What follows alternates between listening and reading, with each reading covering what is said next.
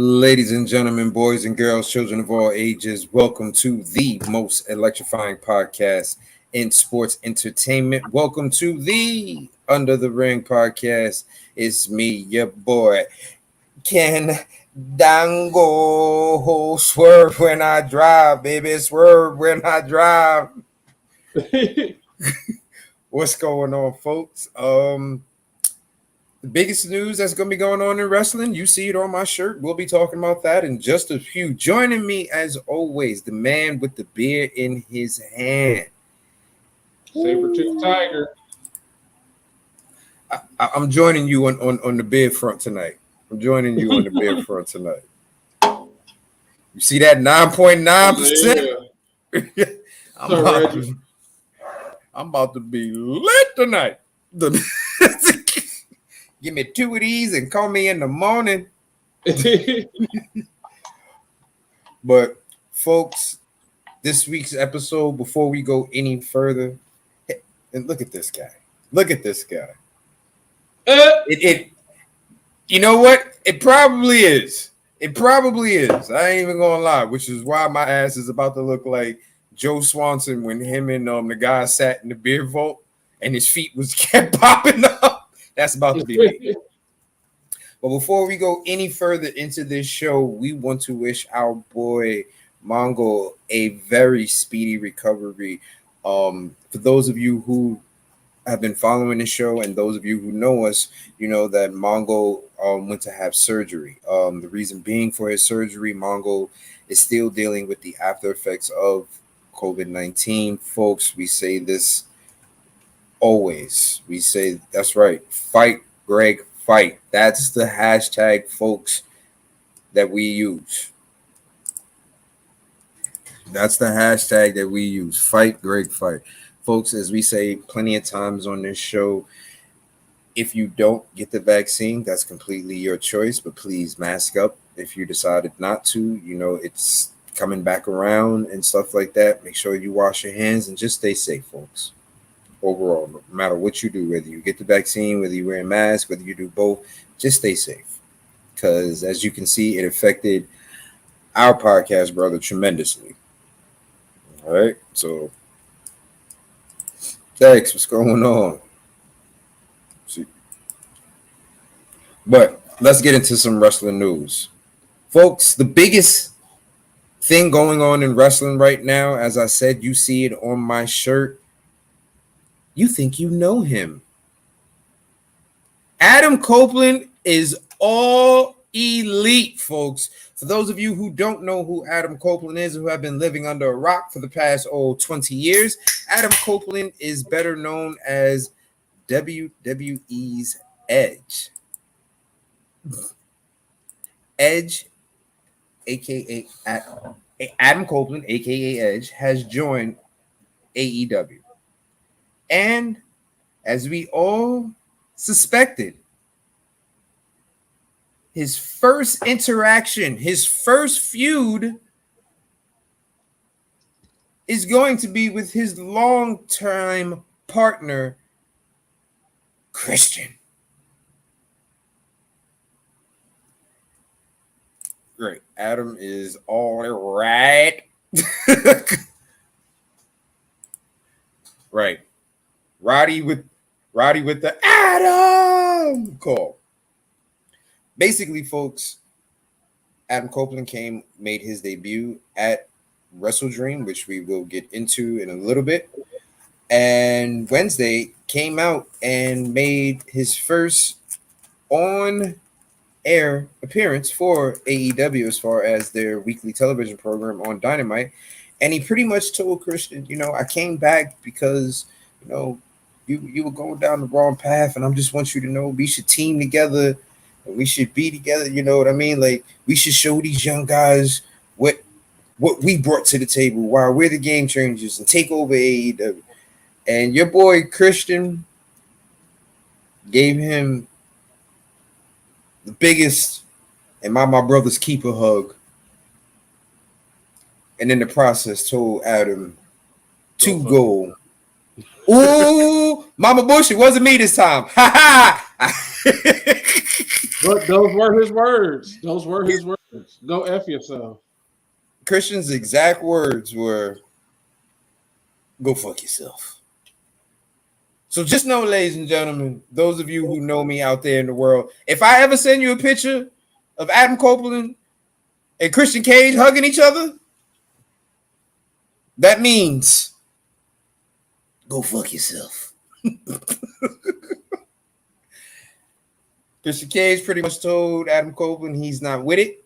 He's not with the shits.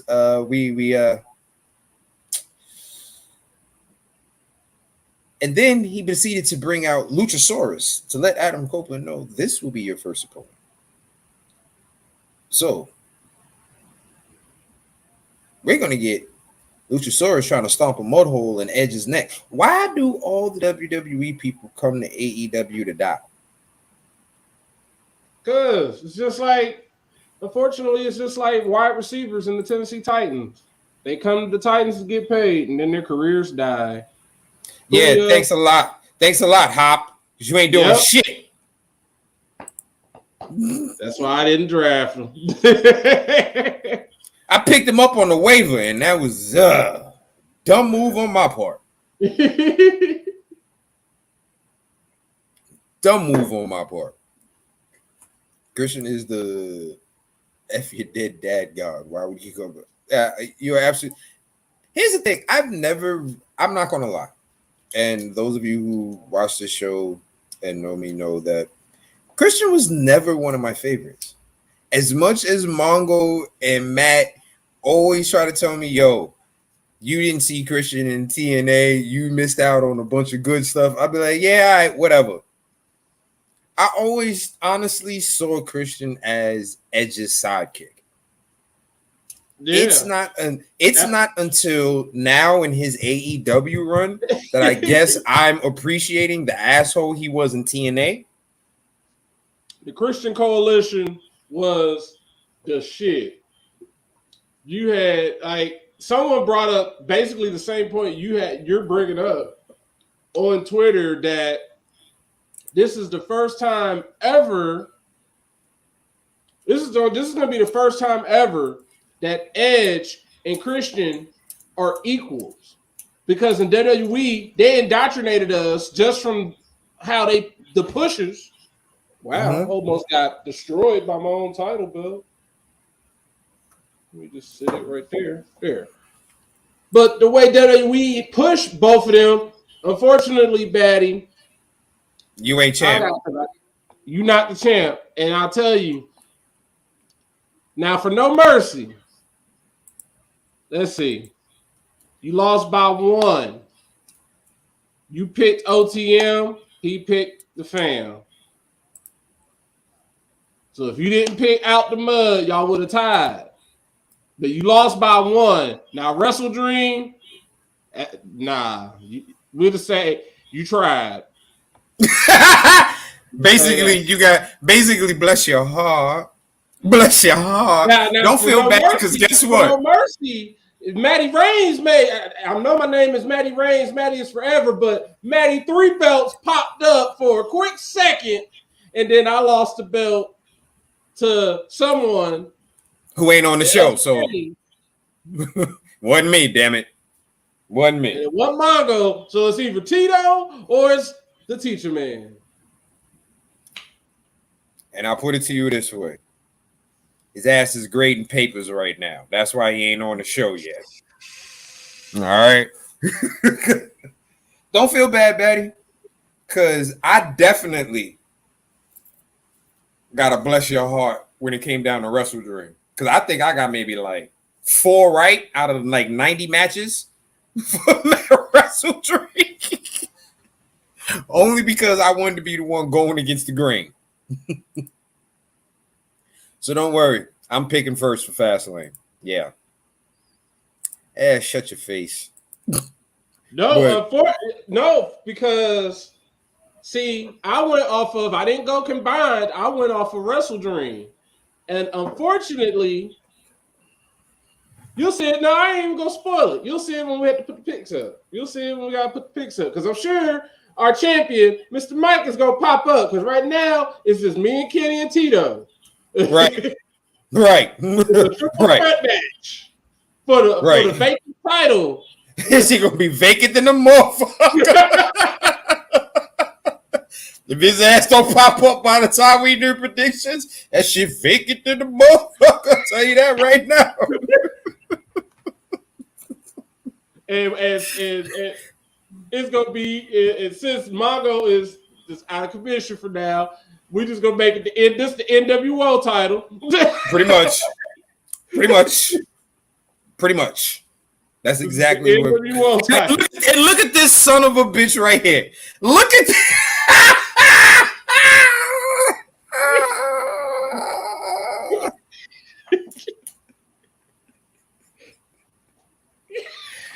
Your arms too short to box with guard, boy. Put him down.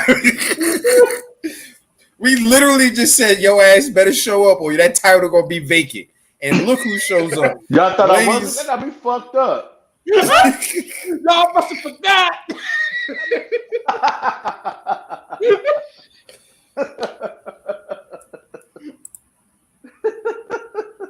It wasn't me. God. Ladies and gentlemen, joining us from Cincinnati, Ohio, he is the predictions champion. Mike.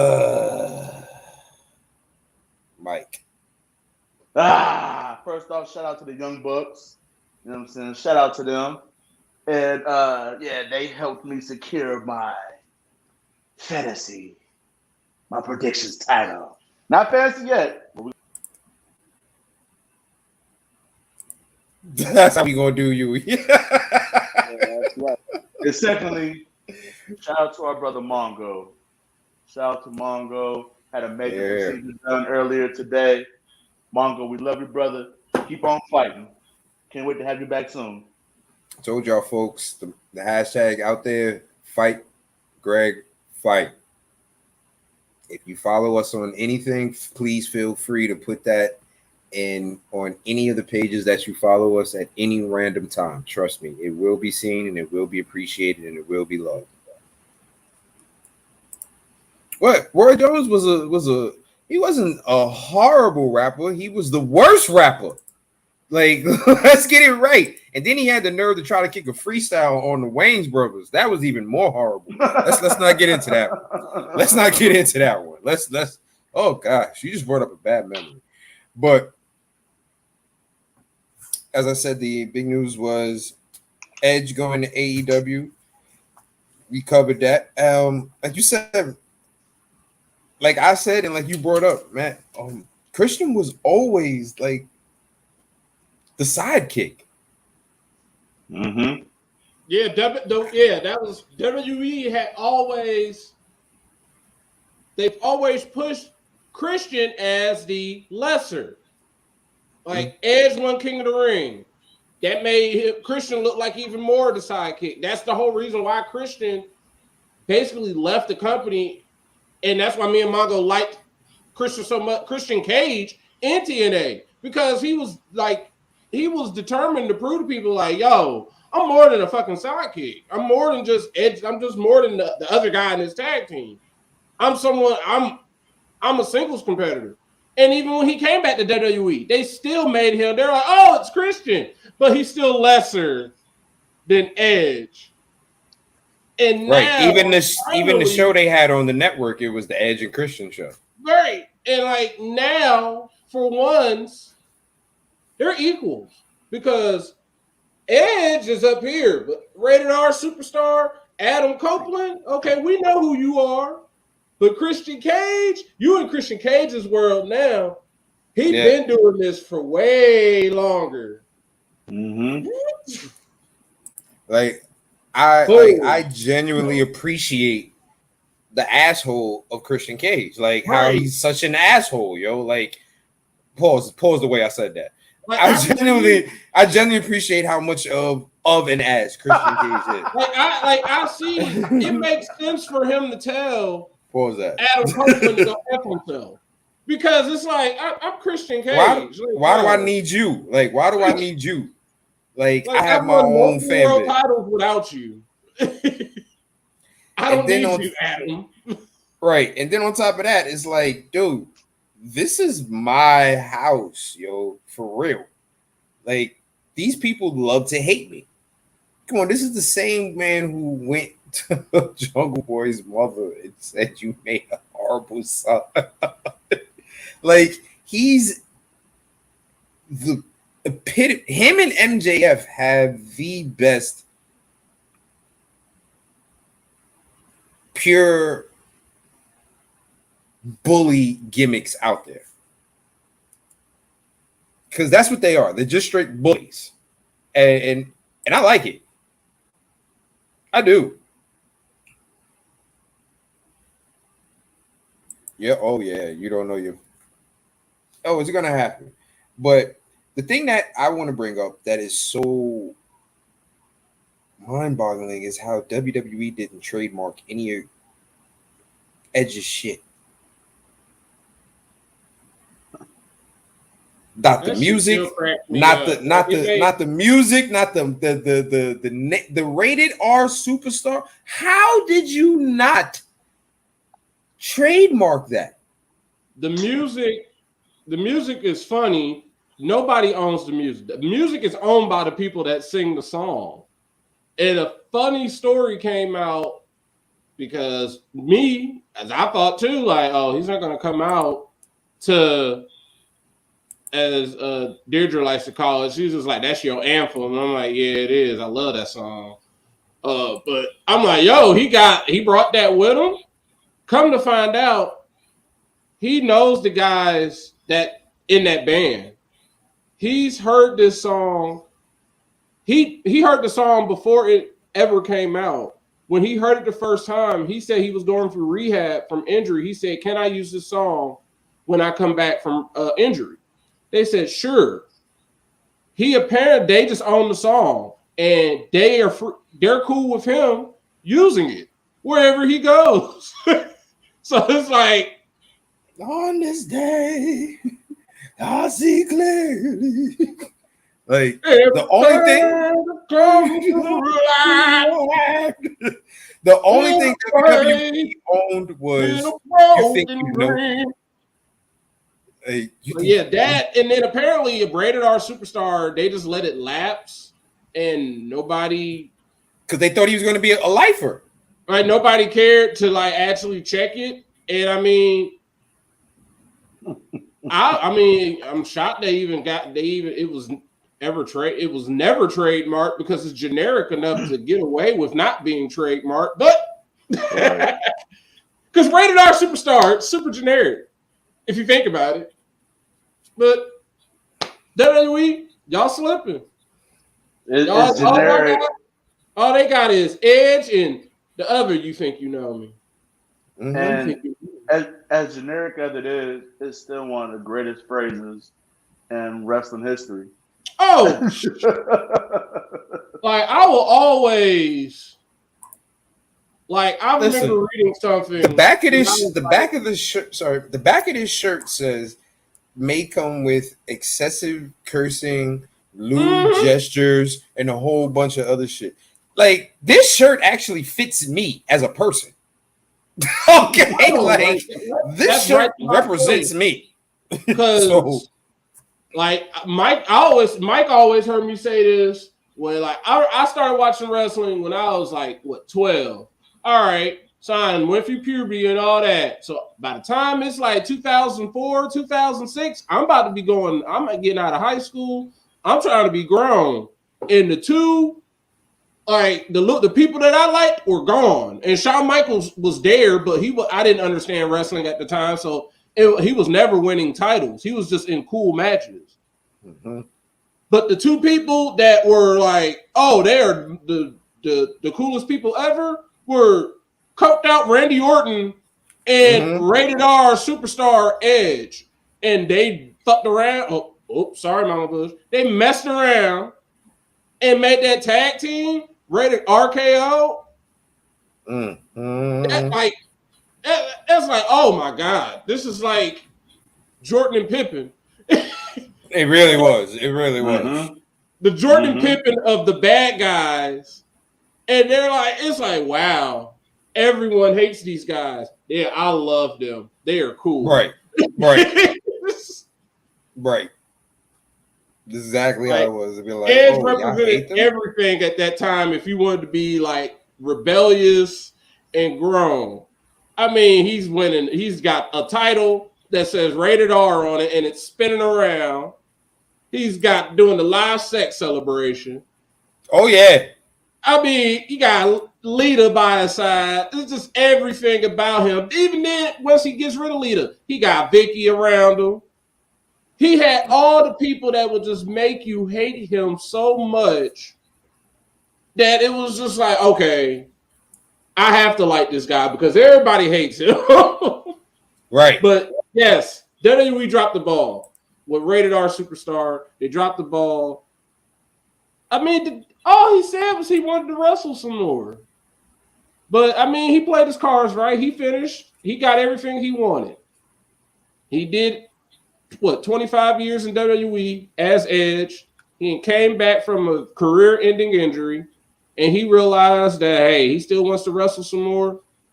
I guess WWE thought different, but hey, I'll just look at this as if this is Peyton Manning leaving the Colts. Oh shoot, Peyton Manning on the Broncos.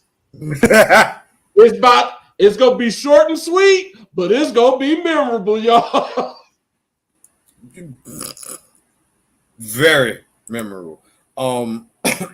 Something else I want to bring up real quick, since we're talking about AEW.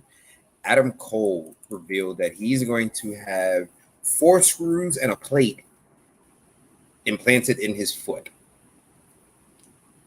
He's going to be out. He's going to be out for a while. He'll be out forever. Dang. Forever, ever? Forever, ever. And MJF ain't gonna be champion by the time he come back. Right. If he is, he gonna be on the second run. Then he gonna lose it, and then you're gonna be moving. When they start talking about Adam Cole gonna be coming back, that's when they'll probably be like, "Oh, here's the belt." That's pretty much it. Because there's no way MJF is gonna be able to contain holding the tag team titles and the world championship title, especially the tag titles. Oh yeah, it's but so long the kangaroo kick gonna be able to hold off people. He got to get destroyed eventually. Right. The one thing I am enjoying about that whole scenario is the whole Roddy Strong calling out Adam Cole's name. Adam! Adam! That gets it. That got it. That got it for me. What else happened in wrestling news this week?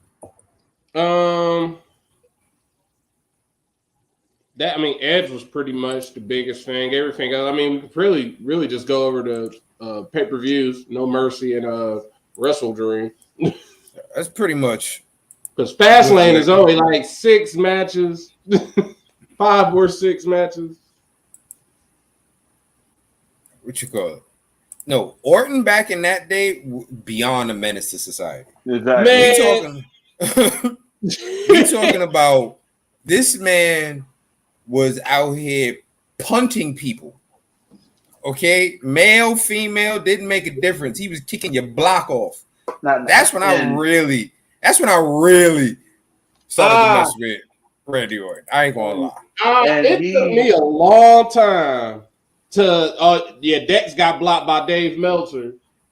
A long time to like I hear voices in my eye. Because at first I hated that because that era of Randy Orton is that hey, nothing you can say. And he hates that. He hates that thing. I don't blame him. He hates that thing. But I loved it. It matched him because he was a cocky butthole, but he backed everything up. It was like, yeah, you're gonna beat him up, but he's gonna end up like winning. Like seeing Undertaker come back against him is an all-time moment to me. Because Randy Orton is like, hey, he sees that casket open up, he's like, yeah, I'm back. And not even just him punting people, There was a man that was sticking his Orton in other people's boots. Bro. Man, Randy Orton. That's why Randy Orton is like that era. Randy Orton is one of my goats. And people probably like, dang, Matt love them drugged out wrestlers. Hey, I love HBK. 1995, 97 to the end of his first run. Oh, that HBK is a menace, and I love it. That HBK. I know current HBK. That's why cross-eyed HBK is so quiet. Like somebody asked, why is HBK never on camera? That's why. Because he was on camera so much, coked out that he's like, I don't even need to be on camera no more now. Bro, listen, you ain't the only one that likes the druggies. Perk Angle is my guy. Oh yeah, everybody love Perk Angle. Everybody love Perk Angle. And he hates that name. But it's like, bruh. That was your best shit. Like, it's in 2006, during that era, you had Perk Angle and coked out whatever else he was doing, Orton, in the same company. Randy Orton is the reason we have a wellness policy. Like, he's the whole reason. It wasn't no RVD. It wasn't no Jeff Hardy. It was Randall Keith Orton. This dude, and because like y'all watch, they got it on Peacock. I didn't watch that documentary because it tells you about that during that time. And I didn't know. I always wondered, okay, Randy won in 2004. He beat Chris Benoit. And then he lost it fairly quickly. And then he didn't win it again until like 2007. But me, I'm like, I want to see Randy win again. Why ain't he winning? Oh, Randy ain't winning because Randy on drugs. Randy on everything. Randy on that Tony Montana.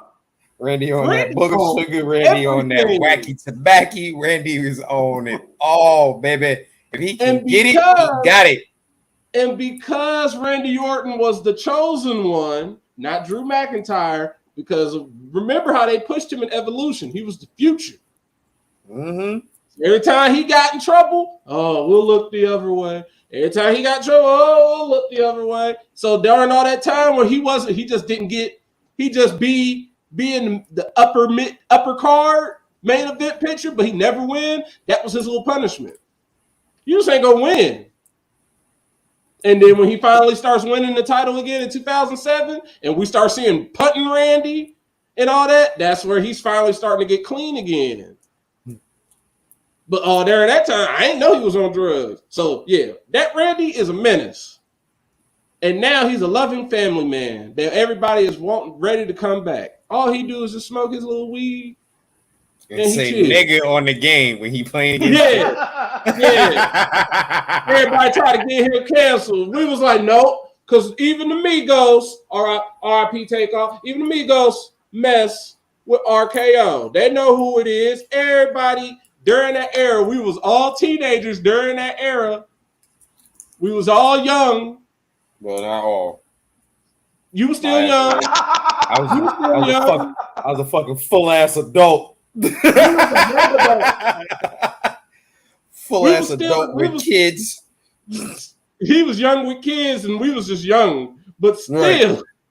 Hey man, we all knew. We all messed with the RKO. Like we saw it as the Diamond Cutter, but when we saw Randy do it, RKO. Immediately. Hey, Randy is an original member of the Navy. He really is. He's from St. Louis, y'all. Randy's one of us. Pretty much. That's why ain't nobody get mad when they was like, "Oh, Randy," we said, "Okay, nigga, I say it. What's the matter?" Like that's why nobody was kind of really mad at that. We were like, "Yo, it is what it is." But let's go over these pay-per-views. First one up was WWE's No Mercy. Overall, I'm going to give it a solid A. Man, Eric, excuse me. I'll give NXT No Mercy. I'm giving it just A+. Just seeing everybody's reviews about it, people that I don't know, just seeing just people talk about it and say, "Yo, this is just like the old NXT." People like the podcast I listen to, they said, "Man, this was the first time where it felt like it was a takeover," and I'm just here, just like, it did. We here. It did. Really? HBK did the damn thing. HBK Booker of the Year. Well, let's go over it. First matchup was Blair Davenport defeated Kaylani Jordan. Funny enough, this match didn't suck. It wasn't great, but it damn sure didn't suck. I was like, okay, it was next. She is next. Listen, this match had a legit pre-show build to a good pay-per-view feel. This match literally had me going, okay, this pay-per-view might be something. This was a pretty good opener right here for this. My light skin boo-boo is that, listen, Kalani is good. She's definitely up and coming. I ain't got nothing to say about that. All right. Then NXT kicked off with big meaty men slapping meat. Literally for like 4 minutes before the bell even fucking rang. Baron Corbin versus Braun Breaker. They fought for about a good 3.5, 4 minutes before the bell even rang. Just beating the hell out of each other. All up and down the arena. I'm like, can somebody just get in the ring so we can ring the bell? Like, what is going on? And as we all predicted, and as most of us knew, Baron got that win. Baron needed that win. That's why I picked Baron. Me too. I like thinking about it. I was listening. I don't know if I even said it on the podcast, but I was like, okay, Baron is in NXT. You know what? He the new Dolph. Mm-hmm. Dolph is gone. Mm-hmm. He's the new Dolph. He's gonna make you look good. I missed when Braun came out there looking like a furry.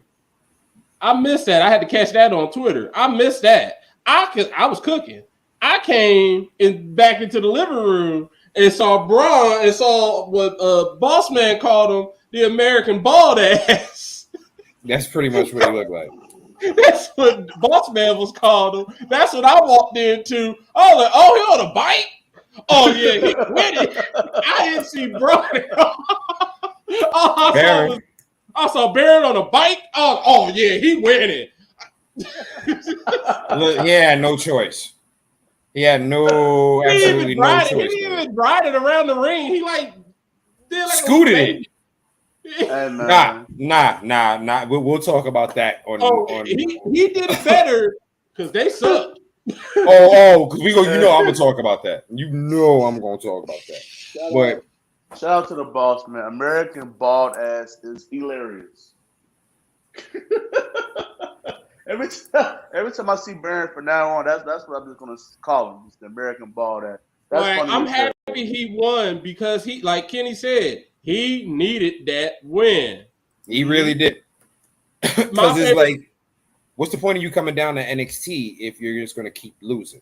Exactly. Like you gotta actually let people know, okay, this used to be my house. I had some wins. I went up to the main roster. I'm down here just to assert myself. You got to get some wins under your belt being down. And they told a great story. They told a great story using the NXT Go Home show because we saw them fighting in the parking lot, then go inside and bust through HBK's wall. Pause. But busted through the wall. And then they're like, yeah, that's gonna be the first match of the night because we can't keep them waiting. Right. We got a building. We renting this building. This ain't ours. Y'all ain't about to be tearing up their stuff. Right. We written like I don't know Baron. Here's the thing. Yeah, you're absolutely right. Because Apollo got no wins. Nope. Is he still on the roster? Yeah, he's either not doing anything or on main event. Is he still? He's still there. Okay, he made it. I ain't mad at it. But I mean, they told a great story through that match. Even while they were fighting, the way it ended, you saw Mr. Stone pop up. I kept thinking Vaughn was going to pop back up. But it was cool they had Mr. Stone pop in. He popped in. He died. Braun turned around up in the days, and he hit it. That was a nice end of days he hit on him. I feel like we haven't seen the end of that. I feel like we haven't seen an end of days in forever, yo. I really feel like we have not seen an end of it because remember, it was like the most protected finisher until Cena. And I was just like, oh, is he going? Because leading up to that, we hadn't seen Braun become Taker. He got Taker powers now because he likes to just pop up. And he did it during that match. He got put through a table and he popped up like right. So I was like, oh, in the days, yep, he about to take her. 3. Yes, Baron got that win. He needed it. Apollo got drafted to Raw? Yeah, he got drafted. He's on like main event half the time though. That's terrible. All right, next matchup. The matchup that we all were hyped for. Whoop that trick. Whoop that trick. Yeah. I like it. That trick. Yeah. Whoop that trick. What? I whoop like that trick. Whoop that trick. I like it. Trick Williams defeated man. Dominic Mysterio and became your NXT North American champion. He ain't no more, but that's from Saturday to fucking Tuesday, he was the man. It made sense that I was pissed off that it happened too. He definitely on that. He on that flow. Right. Like it made total sense, but at the same time, it's like, damn. It was a great story, and we picked. I think most of us picked Trick, but it made sense. They focused the whole NXT Go Home show. The man had a match and then announced, "Hey, I want to go for some gold." So I'm gonna see if I can get added to this number one contenders match. So it's like, oh, then he said I got added. You knew right then and there he gonna win. It's like, oh, he gonna win this match. Now he made it to the pay-per-view. And it's low key, it's okay. I'm gonna expect some type of shenanigans because Dragon Lee is the ref.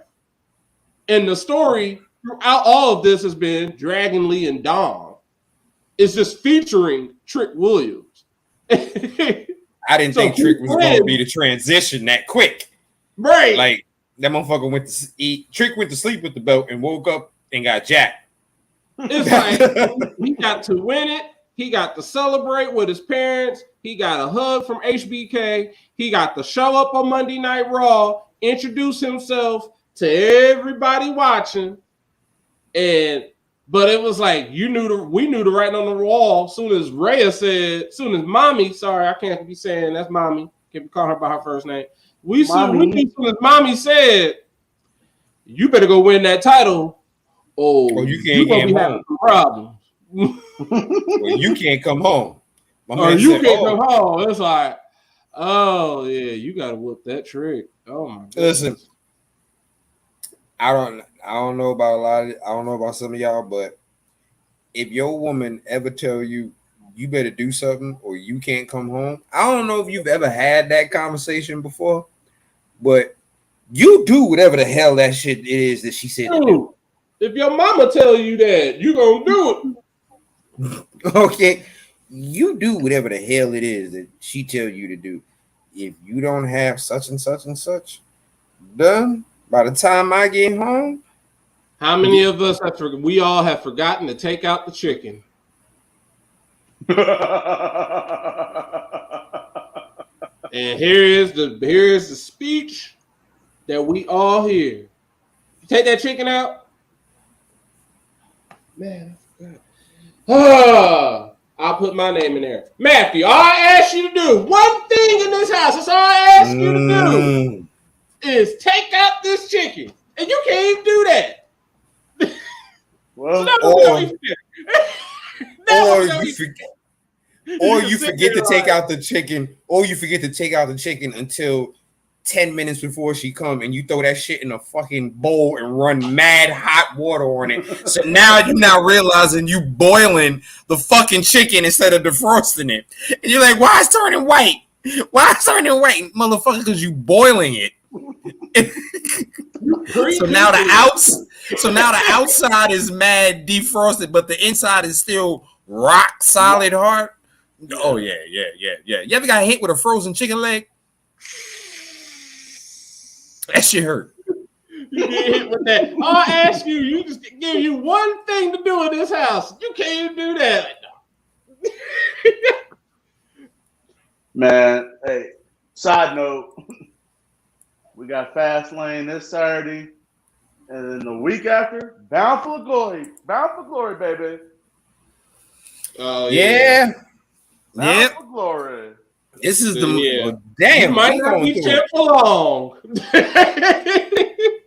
Hey, if bro, somebody takes it, they won't have it for long. Right. Bound for Glory is gonna wax that ass. It damn sure is.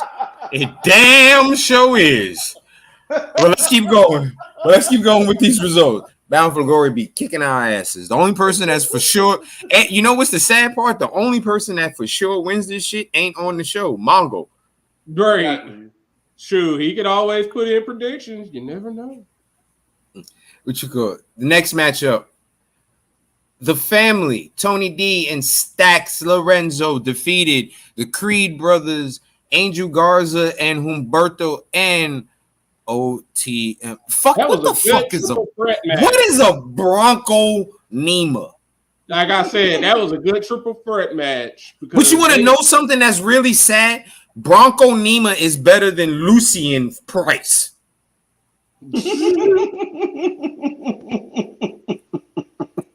First of all, these fools, you can't ride a bike, a regular bike.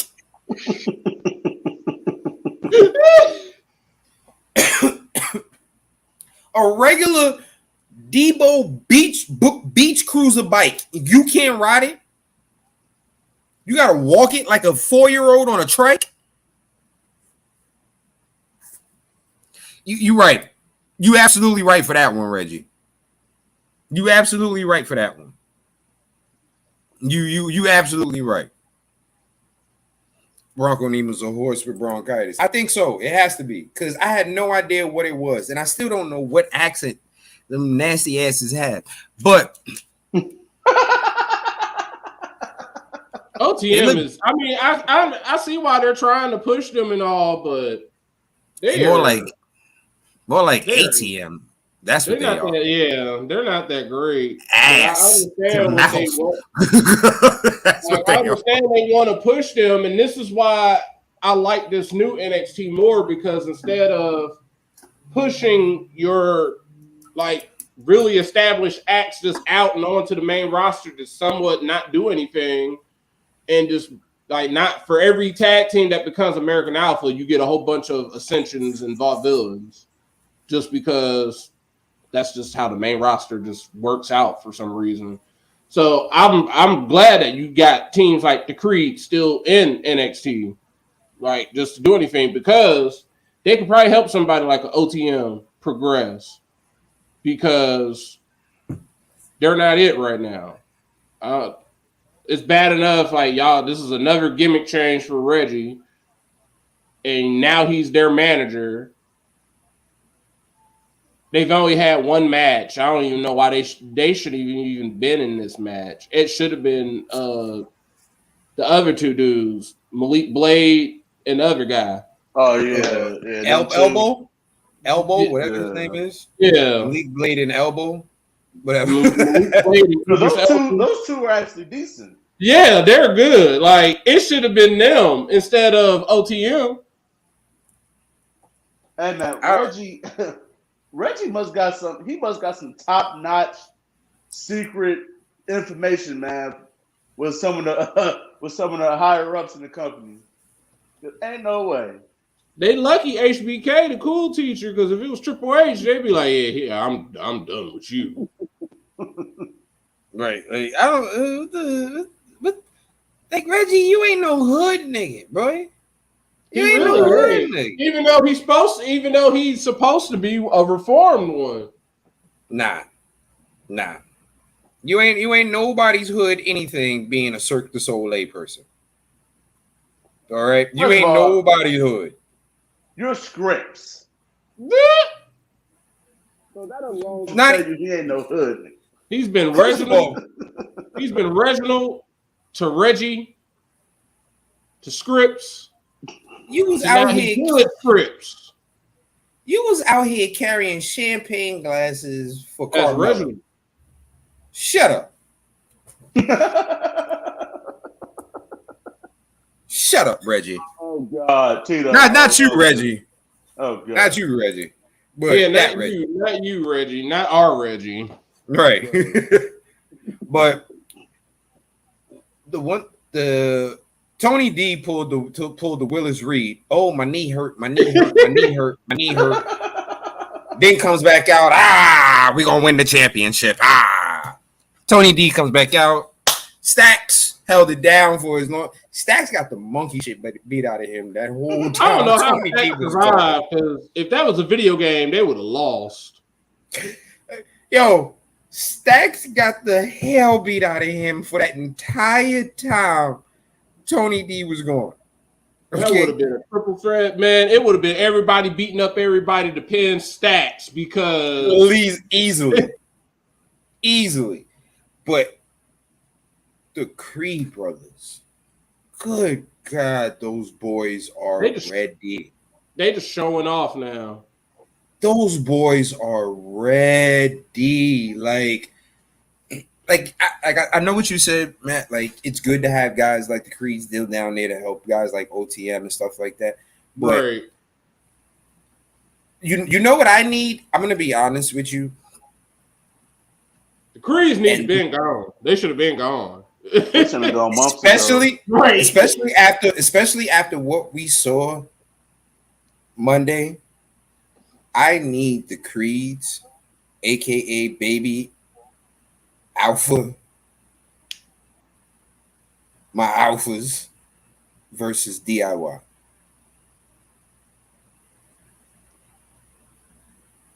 Mm-hmm. I need it. Mm-hmm. Inject that directly into my veins, please. Drug me up. I need Creeds versus DIY. I need it. I need it. It needs to happen somehow, some way, somewhere, something. And it's just crazy how. Yes, that one too. That one too. In there, these are all Creeds versus Alpha Academy. I was putting Creeds in the form of American Alphas versus DIY. That's what I'm thinking in terms of that. But yeah, Creeds versus Alpha Academy, Creeds versus DIY. Like, these boys need to be on the main roster, and guess what? They need to be champs. Oh yeah, they need to pick up where American Alpha left off, because if Jason Jordan's neck didn't go out on him, I mean, we saw it right then and there. That was the early days of us playing fantasy. I mean, we saw American Alpha. They literally just showed up right after the brand split and won the SmackDown tag titles. Mm-hmm. Like, it was ridiculous how quick they just became one of the top teams, and it was over just like that. Like, we know the Creed. As soon as we seen them, we all said, "Oh, this is American Alpha." They're like, Yeah. I saw that video. They are American Alpha on roids. American Alpha with Team Angle, aka World's Greatest Tag Team, with the Steiner brothers. Bill, like the Creeds are freaks of nature. Julius, like they're literally the Steiner brothers put into like they're just the Steiner brothers just staying into their collegiate rings. Mm-hmm. Dude, your man Brutus with the Brutus ball, jumping off the top in a cannonball, landing on everybody. That's why I couldn't be no wrestler. Cause nope. Yeah. First off, I couldn't be a wrestler talking about, this week you're gonna wrestle Bronson Reed. The hell I'm not. If you think that big ass Pumbaa is gonna jump off the top rope and splash me. You heard me. You saw what I said there on the thread when they did that spot where all four of them fell around the ref. I said, yeah, he better than me because I ain't doing that. As soon as somebody's foot hit me. I'm not putting faith in y'all to time this perfectly so nobody's ankle or something hits me. No. Nope. Next matchup on this card. Absolute banger. Two amazing wrestlers going at it for the British Heritage Cup. Noam Dar defeated Butch. He sure did. I did not expect that. I'm not going to lie. I didn't expect that. I thought Butch was going to win. But you know what? Can't deny the metaphor. Yo, yeah, I'm just thinking back to my picks. I did horrible. Yes. This is the show I picked. This is the show. Matty Reigns, Matty 3 belts. I picked this show perfectly because me and HBK, we like this. Matt picked the perfect show this one. I really enjoyed this match because even though we've seen Noam Dar wrestle against people who are on NXT, he hasn't wrestled against anyone with the caliber of Butch in a long time. Yeah. Since when he first debuted. He hasn't wrestled someone with the caliber or the style as Butch in a long time. So to see him get back to that type of style, which is what caused us to be Noam Dar fans, right? Awesome match. I'm sorry, Kenny. Hey man, Pete Dunne, WWE, give my boy his name back. His name back, please. Yeah. At one point, I think they were getting ready to, but I think it's just gotten over. But I wouldn't be shocked if it eventually changes. I need my boy Pete Dunne back. Okay. I personally prefer Kyle O'Reilly's version, Peter Dune. Peter Dune. I personally prefer that one. That's my Pete Dunne back. Okay, I'm tired of the name Butch. Or if you're not even going to call him Pete Dunne anymore, call him by the moniker y'all used to call him. Just call him the Bruiserweight at least. Exactly. Can we at least get that moniker back, the Bruiserweight? Like that's why I became a huge fan of his. Because Pete Dunne, that's a cool ass name for a wrestler. And this name, the Bruiserweight. I said, that's dope. That's dope as hell. Especially being boxing fans, the Bruiserweight. Oh yeah. Oh yeah, we in there. Yeah, that was catchy because it's like, well, he's his own damn weight class. Right. Mm-hmm. I have that T-shirt. It says Pete Dunne Bruiserweight. I'm not getting one that says Butch. I don't think Butch is gonna last. I feel like once they actually give him a push, they're gonna be like, he's gonna be like, yeah, I ain't Butch no more. My name Pete Dunne. Right, like I imagine walking around with a big ass shirt on. Butch. Right. People gonna think and say something else. They gonna say that. Right. They gonna think that you was an I. Immediately. And you know what? I wouldn't blame them if they look at me and say, "Bitch." Right. I wouldn't blame them at all. Hey man, WWE, get my boy his name back, please. Right. Please. Yeah, I think Trips will eventually. Come on, Trips. Next matchup, in my opinion, the best match of the night. Finally, the Red Dragon, the crazy Russian Dragon Man, Ilya Dragunov, has finally become NXT champion as he defeated Carmelo Hayes. First of all, if you didn't know Carmelo was him, this man gets WrestleMania entrances for his pay-per-views. He sure does. He gets WrestleMania entrances for his pay-per-views. The fact that he has jerseys in the rafters is priceless. Fire. This entrance was way more fire because he was spitting that fire. He was talking that trash. Oh my gosh.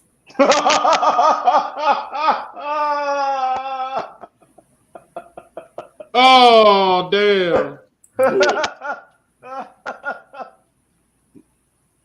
That's what Nicole Bass would have had as a shirt. Oh my gosh. What you call it? Yeah. That super H bomb that he hit Melo with, like, first off, he made sure Melo was down. Why is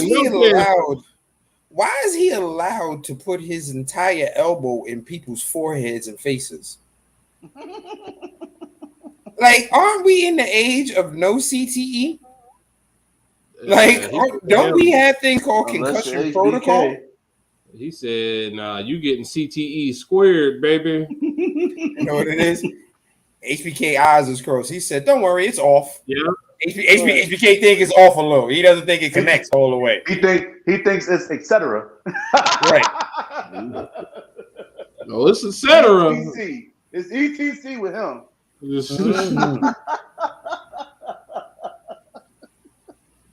Boy, oh boy. But Dragunov is your etc. And the way they ended that paper, the way that match ended, I'm gonna say, I don't know if anybody else felt like this after they watched it. Did you low key felt like the show was over? A little bit. Like you were like, oh yeah, this is it, and then they were like, coming up next. I was like, next. Like, what's that? Oh, Becky and Tiffany. I was like, oh right. Shoot. My bad, y'all. But is it me, or did you feel like there was going to be a little bit of fuckery in the end of that match too? Yeah, I felt like somebody was supposed to come out and do something to either try to help Melo or something. I felt like something was supposed to happen, but it was just straight up that quick little cutscene of Trick, just like, oh man, I can't believe he lost, and that was it. And he was like, him and Melo were like, man, I can't. He was like, I couldn't do it. Like, you still, like, well, that's it. But here's the thing, though. I thought Melo possibly would have gotten jealous of Trick and gone after Trick's belt the way Melo was slapping that North American title on Trick's shoulder and the way he was looking at it. Like, yo, that's my baby right there. I had that for a while. That's my, like, he was giving it that look. So I thought maybe that's the route we going. They said, think the fuck not. We got Dominic still here, folks. Right. But great matchup. Final match of the night. Becky Lynch defeated Tiffany Stratton. I have no complaints about the match. It was for the NXT Women's Championship in an Extreme Rules matchup. First off, what did I say last week? Extreme Rules, that means we're going to see kendo sticks. What was the first thing that happened in that fucking match? The very first thing that happened in the match, Becky ass took out a kendo stick. Becky ass took out a kendo stick. Great matchup. Tiffany Stratton is her. She is her. She is her. On hers, because she literally looked like a swan. She has one of the best swantons. Moonsaults. I'm sorry, the moonsault. Her moonsault is ridiculous, bro. That is my shit for Tiffany. Like, I was listening to her. One of the podcasts I listened to, Ringer Wrestling Show, they did an interview with her, and they asked her just like, how is it that you're just so good? Like, she's a former gymnast, and I understand that, but it's like she basically said she has good air awareness, and I was like, that's a thing. Okay, that makes a big goddamn going up there. She's like, it didn't take anything for her to like be able to just be like, boop. Right, flip. Like, I want to flip. She knows how to flip. That's why it's literally we're able to see her when she hits it. She knows how to hang. And I'm like, oh, that's a cheat code. It's a cheat code. That's why that swanton is just like, we ain't seen nobody do a swanton like that since Jeff Hardy when he was young, because he can't do it like that no more. Charlotte looks like the letter T when she does the moonsault. Everybody thinks she can't do no moonsault. Her moonsault look like a J. Now, but before it looked like a T. Before, Charlotte had a great moonsault. Now, a lowercase T. Right. She tried to make a capital.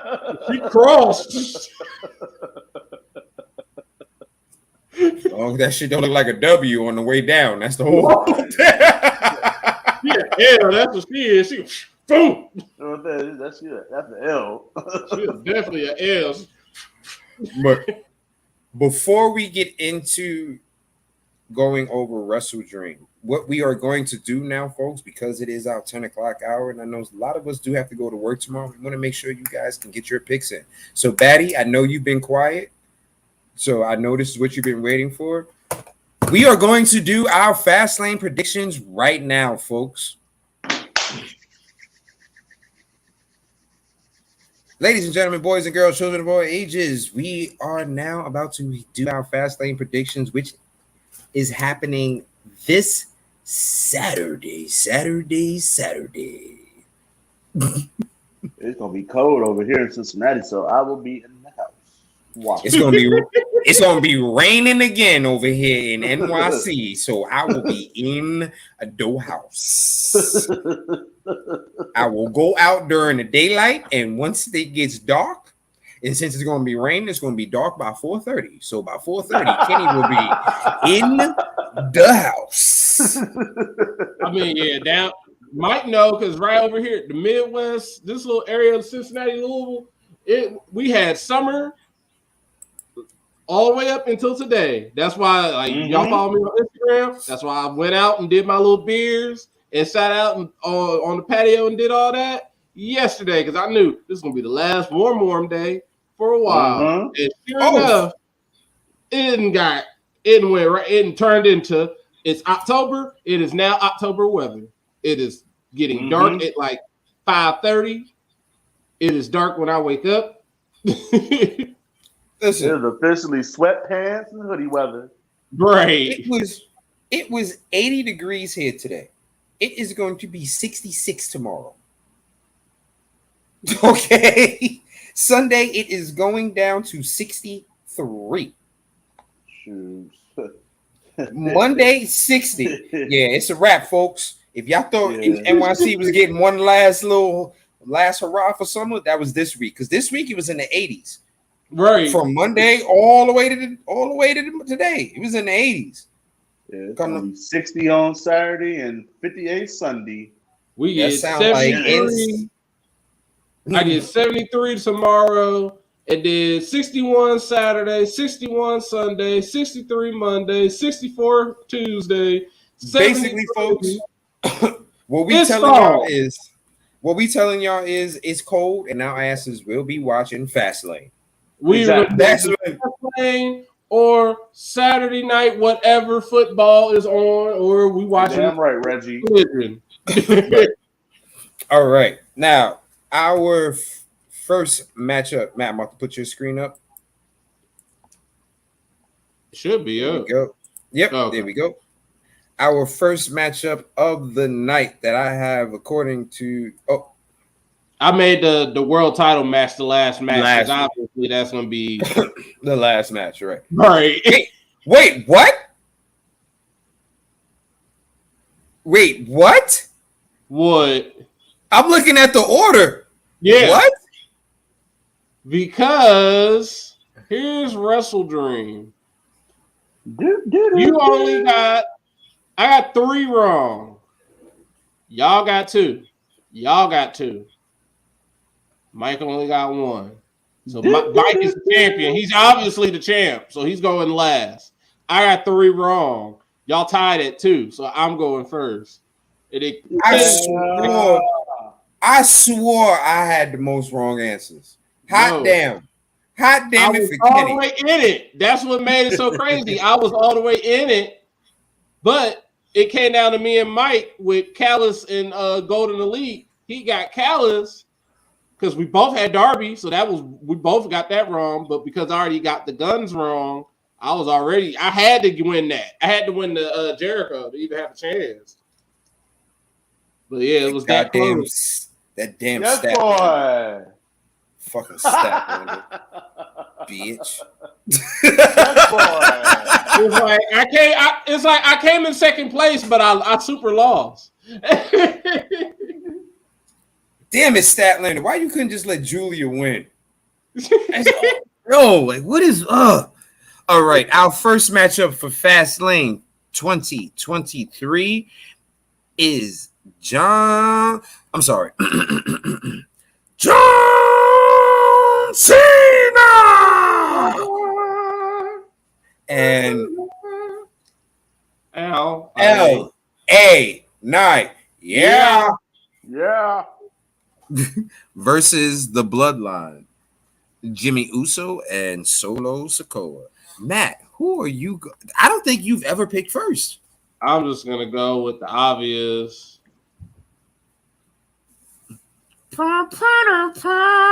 Anyone not going for the horns? I'm just glad it feels good to go from last to first. Because, boy, I damn sure had to pick first last week. That was not fun. It's never fun. I usually do it for about a good 10 months out of the year. Okay? Daddy and Reggie, y'all are taking Cena in LA Knight, whether y'all wanted to or not. All right? Oh, my God.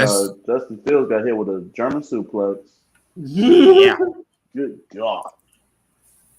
Next matchup, the WWE Women's Title. Triple Threat. Io Sky versus Asuka versus Charlotte Flair. Shout out to our girl Deidre. Asuka. Who, by the way, we just talking about the Bloodline. Y'all don't know this or not, but because of baseball, because it's baseball playoff time, baseball is coming on to TBS, TNT, whatever channel AEW comes on. They told them, y'all gotta go. Bounce them to Tuesday. What else comes on Tuesdays? NXT. This week's NXT versus Dynamite.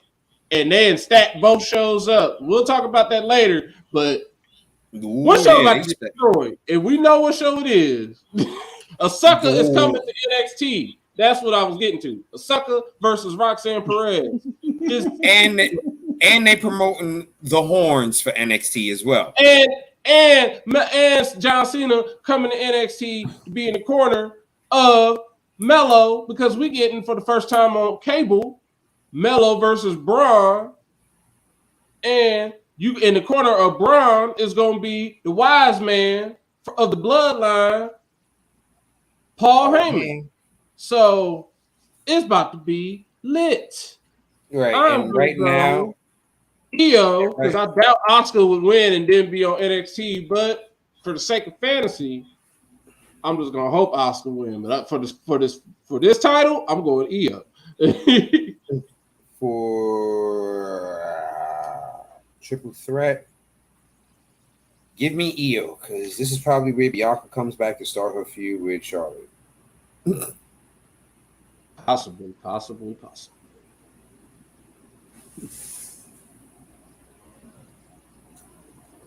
Tito, who you going? Yeah, don't be stalling, Tito.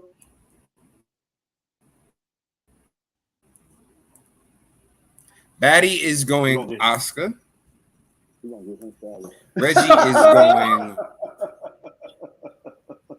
Reggie is going Io. Tito is going Ito. And so am I. Oh, Batty has given us all her picks. Okay. Batty went C Knight, so seen in LA Knight. Io. Okay. Bobby's Profits, JD, and Rollins. Watch the Bears give up this damn lead.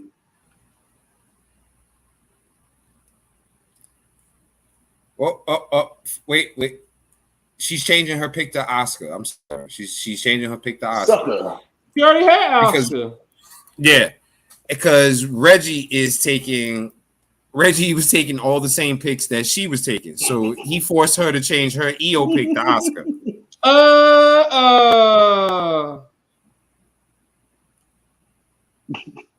So they got the same picks except for EO and Oscar.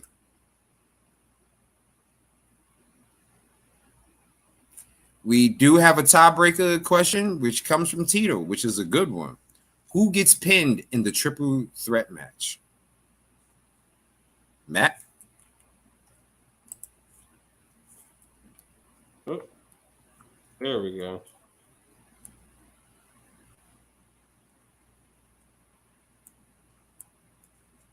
What is it? Who gets pinned in the triple threat? Mm-hmm. Okay.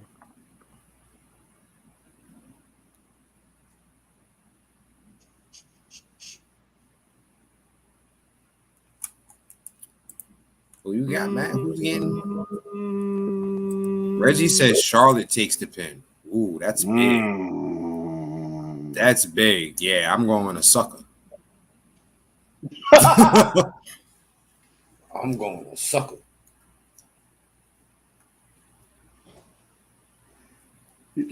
I miss Big E, man. Because Big E. Oh, you done messed up now, sucker. Every time I think of that, I just think about Big E call somebody a sucker. Yeah, that's what Deirdre calls us, a sucker. A sucker. I'm gonna take one of your. I'm gonna take one of your tiebreakers, Tito. Not both of those. Next tiebreaker question. Oh, Tito was going. Charlotte is taking the pin. Oof. Mike, who you got? A sucker. Right. I'm gonna take half of your question, Tito. Does Jade debut? Ooh. What are we defining as debut? Is because they could have her in the crowd just being like, "Oh, look, it's Jade." We're defining debut that she comes down the ramp. Okay. Then my turn.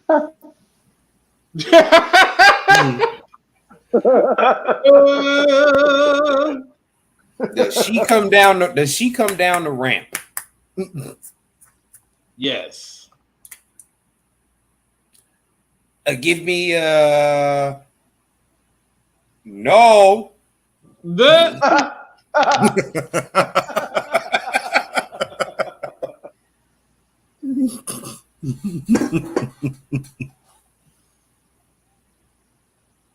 Tito, does Jade make her debut? Does she come down that ramp? Don't be taking too long, Mike. He gotta no. I'm gonna laugh because if she debuts, they be like, Jade is here. And then just be like, and here she is. And she comes out on the ramp and then she just poses. I'll be like, yeah, I win. Nope, my words were come down the ramp. She got to just walk out. No, I said come down the ramp. Those were my words. She has to come down the ramp. Reggie's also with a no. So Mike is going no. Storm's ass gonna be in the crowd. I'm gonna change mine to no too. Damn. Yeah. Nope. She gotta make her ass ease on down that damn ramp, girl. Hey, but fantasy wise, I started her ass. So go ahead and show up. Walk down the ramp. Win the title. I don't give a damn. We are prepared. Exactly. Please win the title. The next matchup is the LWO Latin World Order versus Bishop Bobby and the Prophet. And Wikipedia is like Rey Mysterio, Escobar, and either or. I was like, oh yeah, I'm not typing all that. LWO. They had me messed up. So they said either or. Like, nope. What do you mean either or? Because it's gonna be a 6-man match, but the LWO got 4 people. So it's gotta be either or. I forgot the tag team. I'm not typing that. It better be my man Joaquin. Joaquin, no, whoever. No, Joaquin and what you call it? Toro, whatever. Torres, whatever. Yeah, whatever they call his ass now. I'm going the darkest. I'm going for him. I'm going.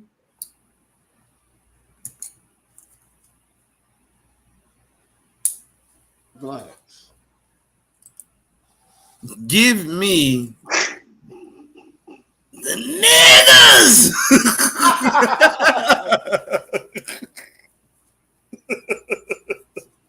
Mama Bush. We sorry. We sorry, but this is the NWO podcast. His name is Cruz del Toro. He's gonna be Cruz del Luzo. They're dead. He is moving. He ain't winning nothing. Oh my God, this dude is terrible. They are. Oh my God. Oh, Sam Howell just got ran over.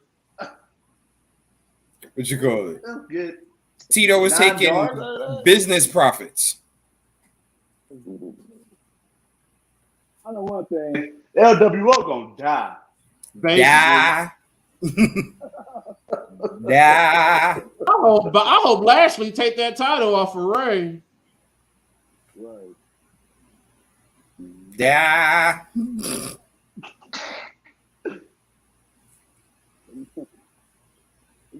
Die. Ray and them gonna die. So I guess you going for the profits then, Mike. Y'all. Yeah. Yeah. I'm not going with no LWO. That's an LW. Hell no. I pick it. You know what's sad?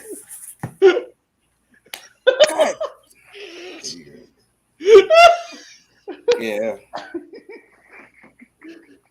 Hey, man. Hey, we done gave Ray a lot of love lately. I ain't picking him against fucking Bobby Lashley. Ain't no way in hell. Hey, Bobby Lashley finally wrestling again. Oh, and he gonna lose? No. Ray gonna get lawn darted. Hopefully. Bobby about to destroy him. Hopefully. I ain't even mad because I'm like, hey, somebody already owned Escobar and he got dropped. So this ain't no -6 situation. Right. Next matchup is for the undisputed WWE Tag Team titles.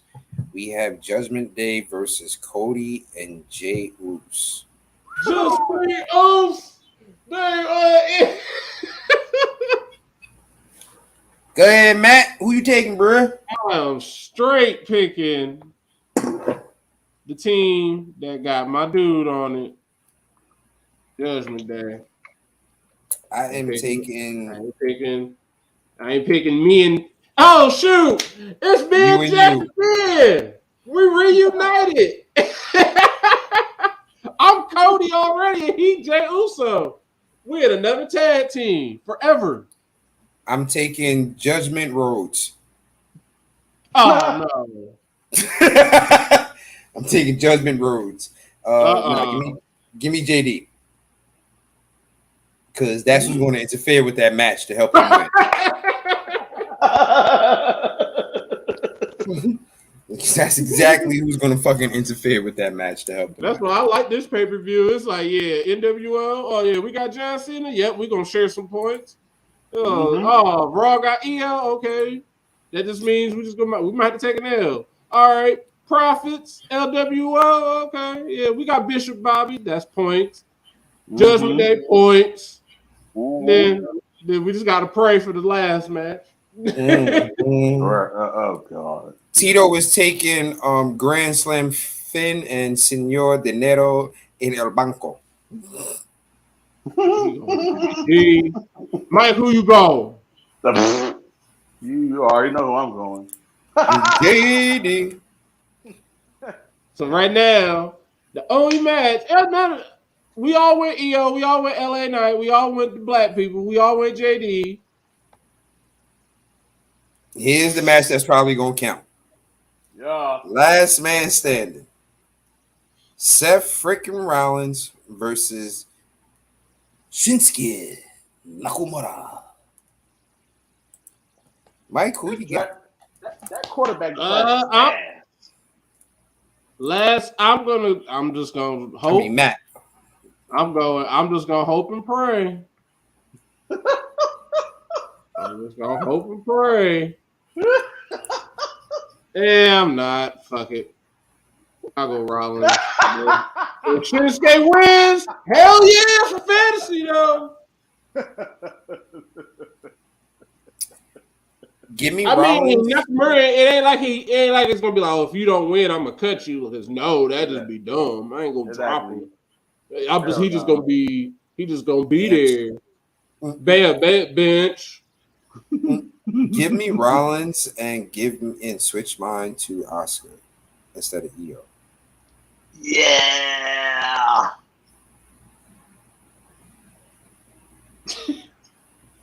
That means you gotta change your tiebreaker.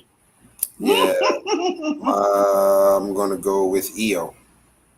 Excellent.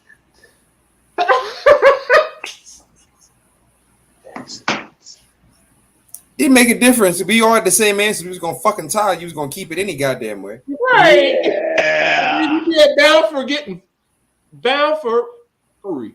Yeah, that's when I'm gonna lose my belt. Yeah.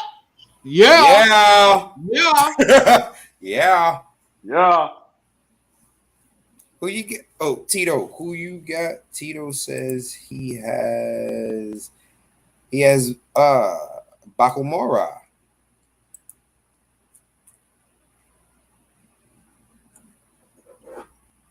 Senior Michael. Turn it down. There we go. Third tiebreaker question.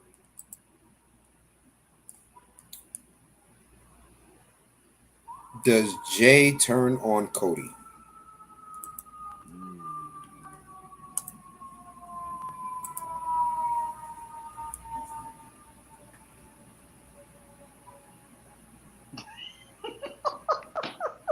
Not Jade. Jay, brother. You got Jade. If Jay turns on Cody. That's why I was like, Jade, no. Who getting arrested? Hey, that's what, that too is what low key distracted me. I was like, yo, somebody on fire. Welcome to the Bronx. Welcome to the Bronx, folks. That's like a fire truck. I was like, somebody on fire. Welcome to the Bronx. Who apartment on fire? Who Right. getting arrested? No, it's the project. It's the project. It's just one apartment. Ain't the whole building on fire. It's just one apartment. It's the fireman. Like, oh dang! Does Jay turn on Cody? Give me yeah.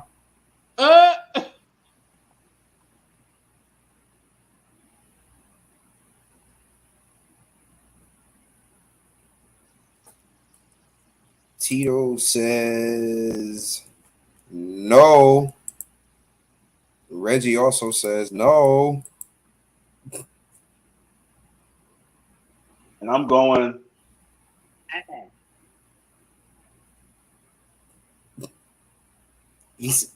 Mike said, nah. Nah. Nah.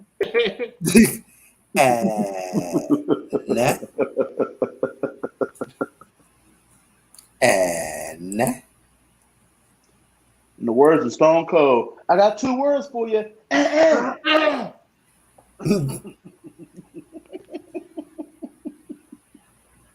Well, Batty, you better get on here and give us these last 2 tiebreakers, or else you just ain't gonna never have it. Reggie just gonna whip your ass. Right. When in projects, it's never the whole building. It's just one apartment on complete fire. The rest of the apartments don't know shit, or the elevator is stuck and smells like piss. Well, folks, there you have it. Those are our predictions. If you are watching and you want to get your predictions in, you have until the end of this show to get your predictions into these comments so we can get them down. And you got a chance to be predictions champion and challenge Batty and Reggie. Can't challenge us unless we invite you on the show. I'm going to keep it a whole 100. Exactly. If you've never actually put a pair of headphones on and we've seen you on camera on this show, you can't beat us. But you can beat the viewer champ. That's up there too. Just to let you know that. All right, folks, we have one more pay-per-view to go over. It was a pretty good pay-per-view. I'm not gonna lie. Right. It wasn't one of those AEW pay-per-views where you're like, all right, come on, let's get to the end so I can go to sleep. Right. It really wasn't. It really wasn't. Don't get me wrong, I was tired than a motherfucker. I was tired. But I actually wanted to see the matches. So right. it wasn't, that bad. AEW put on another banger called WrestleDream. And boy, listen. It gave some dreams, all right. Because my ass thought I was going to fall into a dream a couple of times because of how tired I was. But I stayed awake. Yo, even their 0 hour was kind of like, whoo, this is going to be a long night. But this is a pretty good matchup. On their 0 hour show. Right. On their 0 hour show, the first matchup was Athena, Billy Starks, Keith Lee, and Satoshi Kojima defeated Shane Taylor Promotions, Lee Moriarty, and Shane Taylor, Diamante, and Mercedes Martinez. Good match. Real good match. Bunch of people that, watching Shane Taylor and Keith Lee in the ring together. Always a good thing. I'm tired of Shane Taylor losing. Bruh. For those of you who watched Ring of Honor before it got bought by AEW, Shane Taylor was the fucking man in Ring of Honor. He really was. He was running that. Shane Taylor was the man in ROH, man. He really was running it. Like Matt said, yes, Jonathan Gresham may have been the champ when they officially got bought, but that was Shane Taylor's show.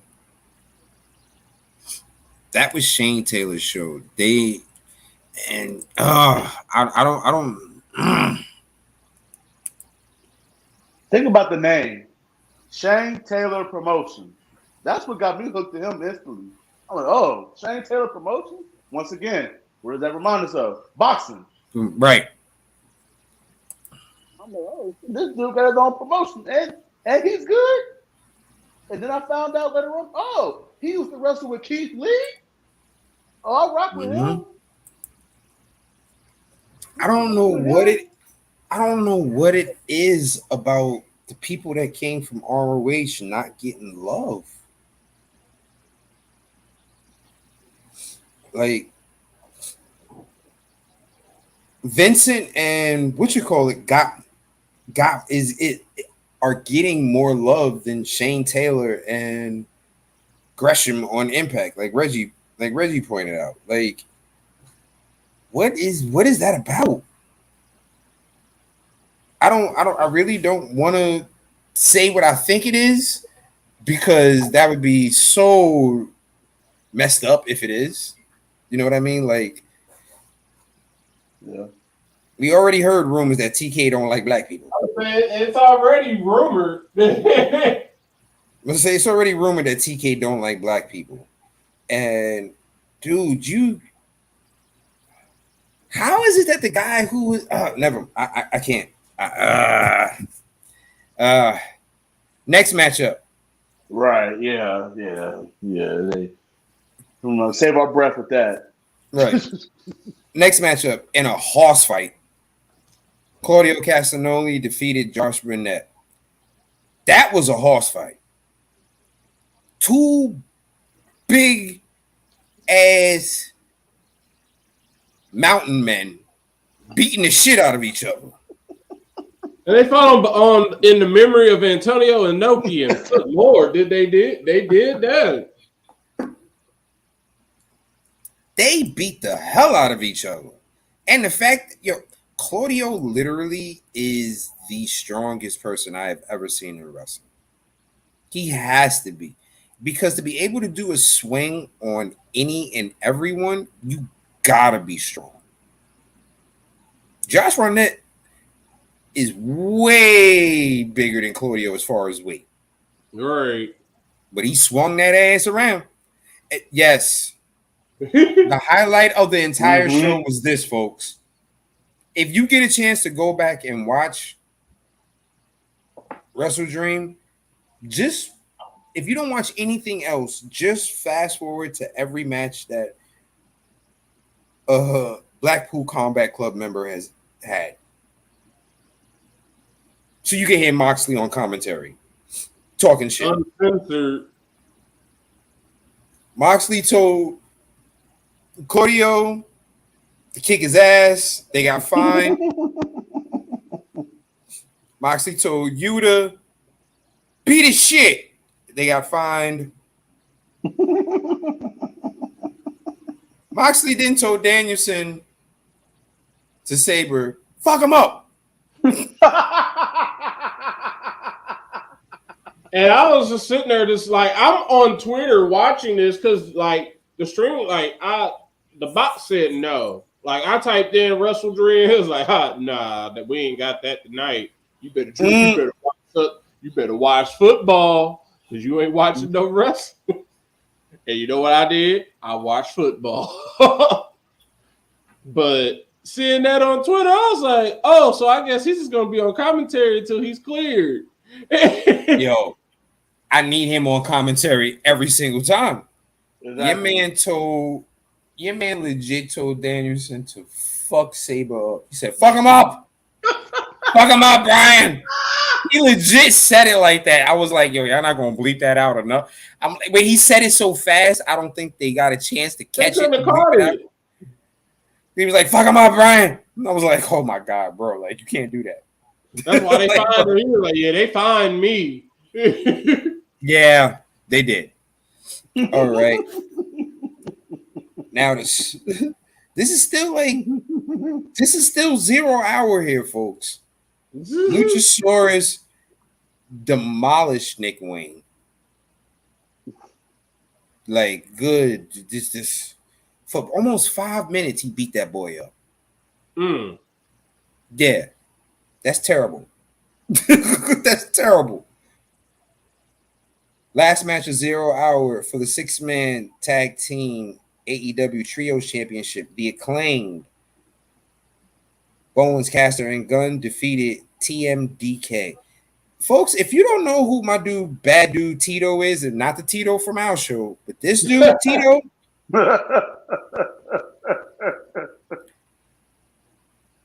he's good.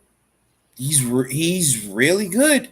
He's good. I had no idea who he was, and I saw a match before with him, and I was like, well, who is this dude with the long hair? He's so. But nah, he's good. Yeah, he is. All right, folks. Now we are starting the actual WrestleDream pay-per-view. And just like the time it is now, it was how it's late now. It was late. It went off. First matchup in a 2-on-1 handicap matchup. MJF defeated the Righteous, Dutch and Vincent. Kangaroo kicked him. Kangaroo kick. And I have no problem with him winning. Right. This matchup because I didn't want Dutch and Vince as champ anyway. So yeah. Nah. Next matchup, we have Eddie Kingston. Well, this is for the ROH World Championship and the New Japan Strong Openweight Championship. So my man Eddie was putting both his belts on the line. Eddie Kingston versus Shibata. He's got Shibata sat down. Eddie sliced his ass like fresh ciabatta. Right. Eddie toasted that ass like fresh ciabatta. All right. This was actually a really good match. I will say this.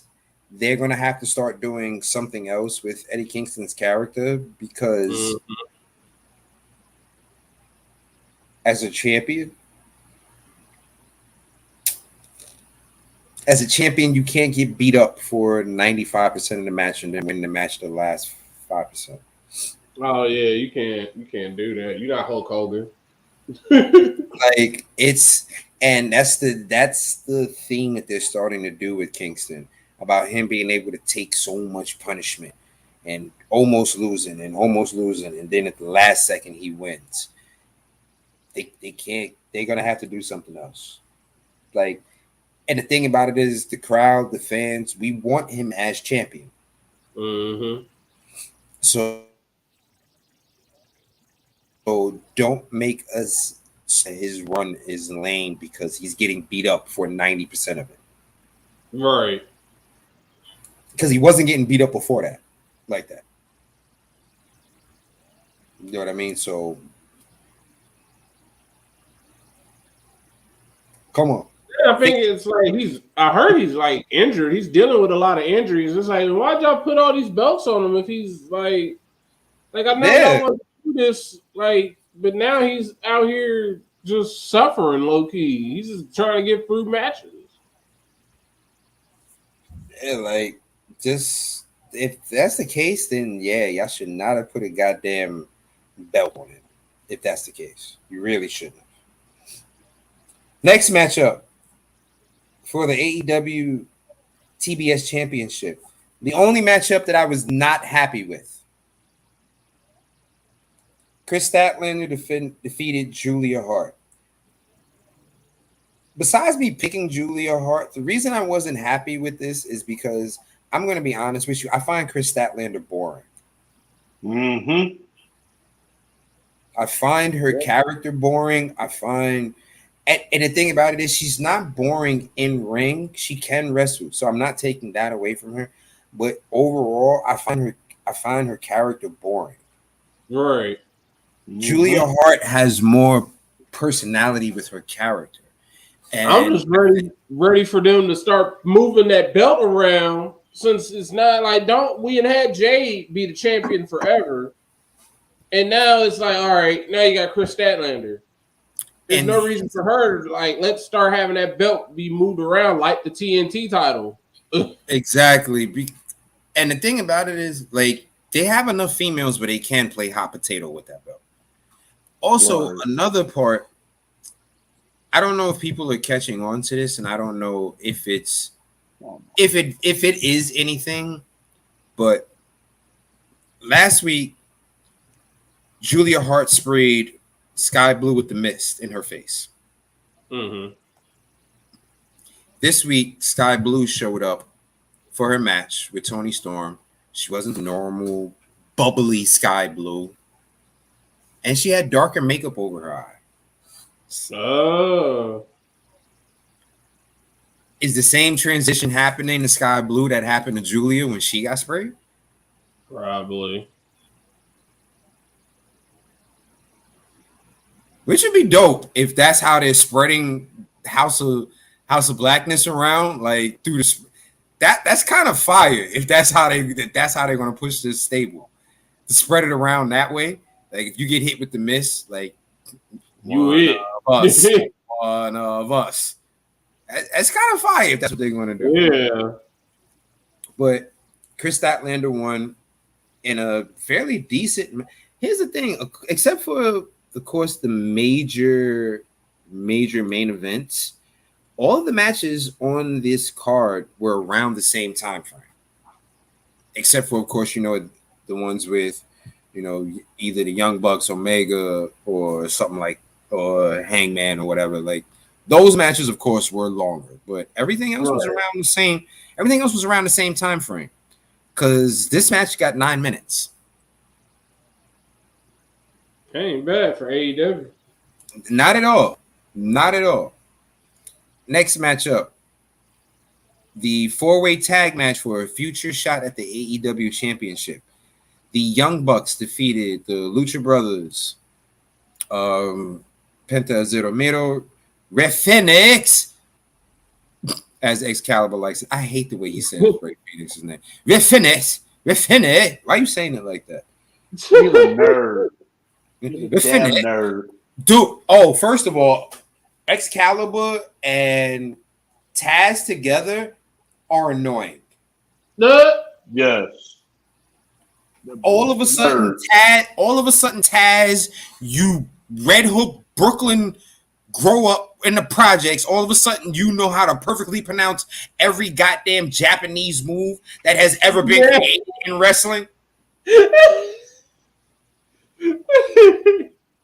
That's a good suplex machine. Of course, he gonna know all the suplexes.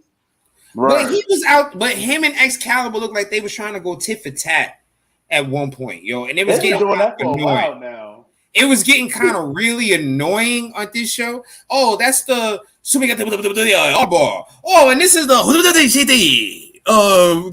leg lock, and I'm like, come on, for real, for real. If you notice, they've been doing that for a while though. Taz been on that for a while. It's just because. And no disrespect. And if you are Japanese watching this podcast, please forgive me. No disrespect to your language and your dialect, but that's what they sound like because they aren't natural at it, and they're just saying it just to try to make themselves look cool on television. Here's the thing. No one here knows it's called that. We know basic names. That's why when they be doing that with JR, and he be like, yeah, an armbar. JR be shutting that shit down. They be like, oh, it was a Fujiwara reverse Nagasaki drop. Yeah, it's a nice power bomb. JR be like, yeah, that's a nice power bomb. He makes it real simple because, don't nobody care about all that. Don't nobody care about all that shit. Finette.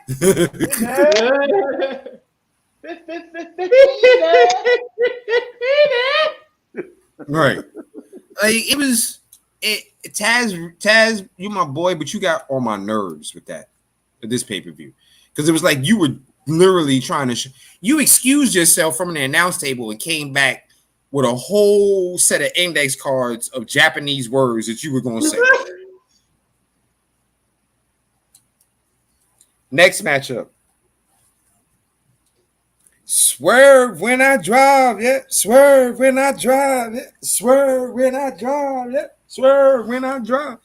Swerve Strickland defeated Hangman Adam Page. You better have.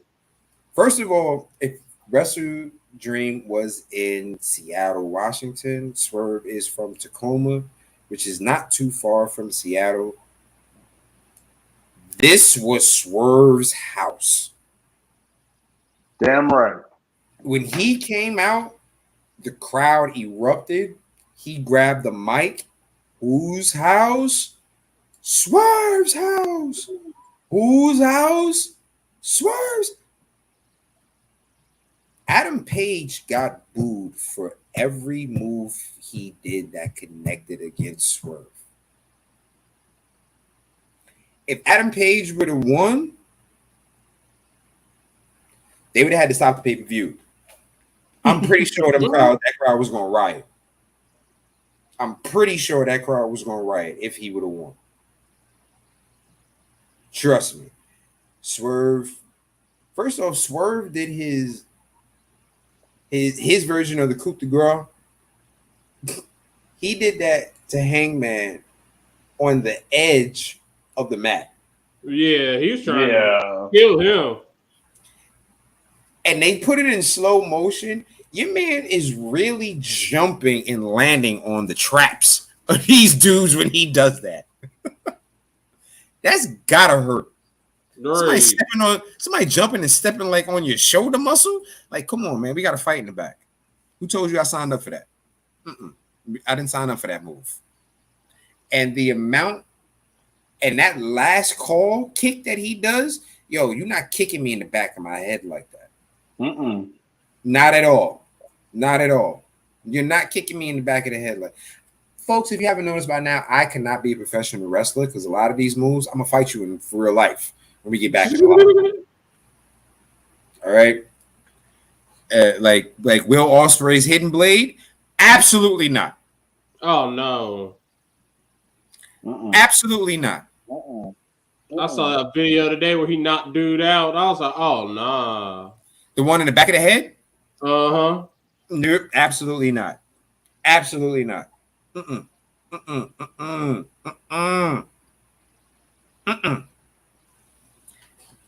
that I mention it and I'm looking at Wikipedia, wow.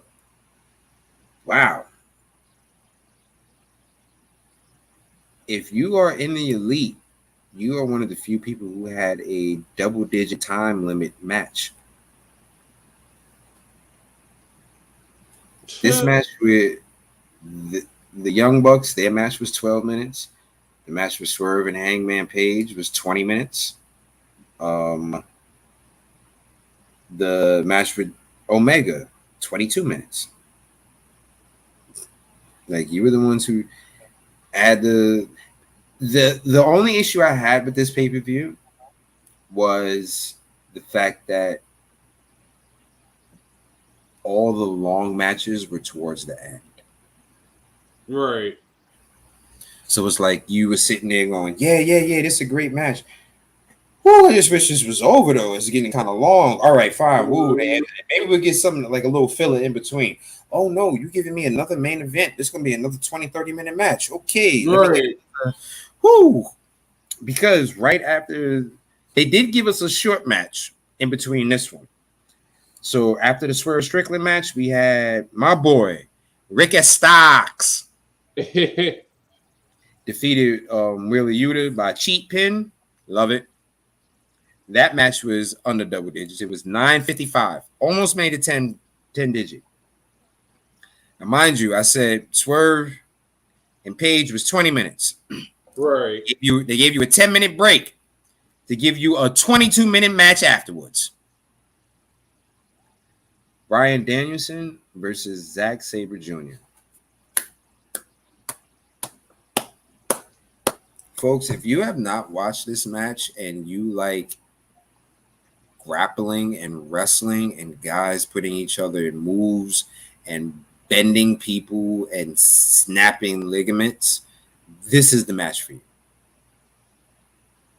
First and foremost, Bryan Danielson did defeat Zack Sabre Jr. by pinfall.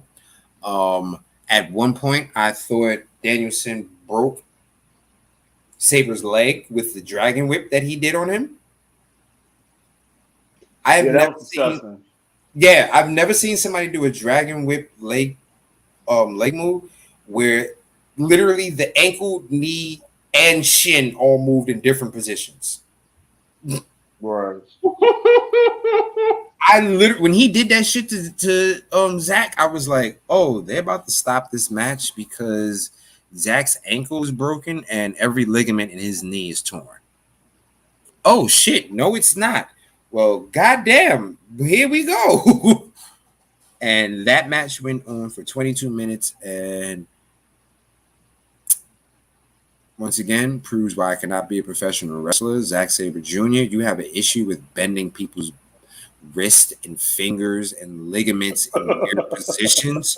I don't know what is your freakish love of that, but for us normal human beings, we don't like that. You're not going to bend my fingers like that. At one point, Bryan Danielson's middle finger was touching his wrist from the back. Or at another point, Danielson's arm was touching his ankle from the back.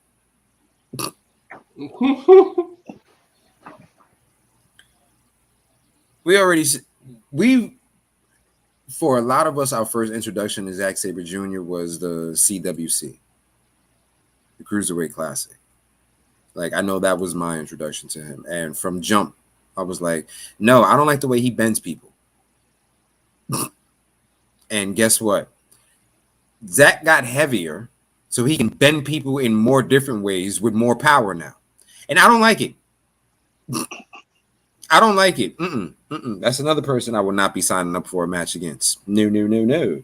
But Bryan Danielson did win 22 minutes and 45 seconds. Folks, don't think you're going to the bathroom because guess what? You're getting another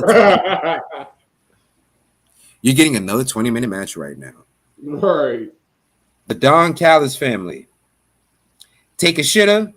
Will Ospreay and Sammy. I can read. Damn match that just destroyed. That's where it all started just going down. I can read. Talking about some Takashi. Nah. That shit says take a shitter. All right. Take shitter. That's what his name says. You got Don Callis and take a shitter. Take shitter, right. In a 6-man match, defeated Chris Jericho and the Golden Elite, Kenny Omega and Kota Ibushi. First and foremost, Kota heard us talking shit about him being fat the last time we seen him. Your man Kota came back to the ring a good 10, 15 pounds lighter. He almost looked like... He just had to take a shitter. Your man came back almost CWC weight. He almost came back cruiserweight classic weight, yo.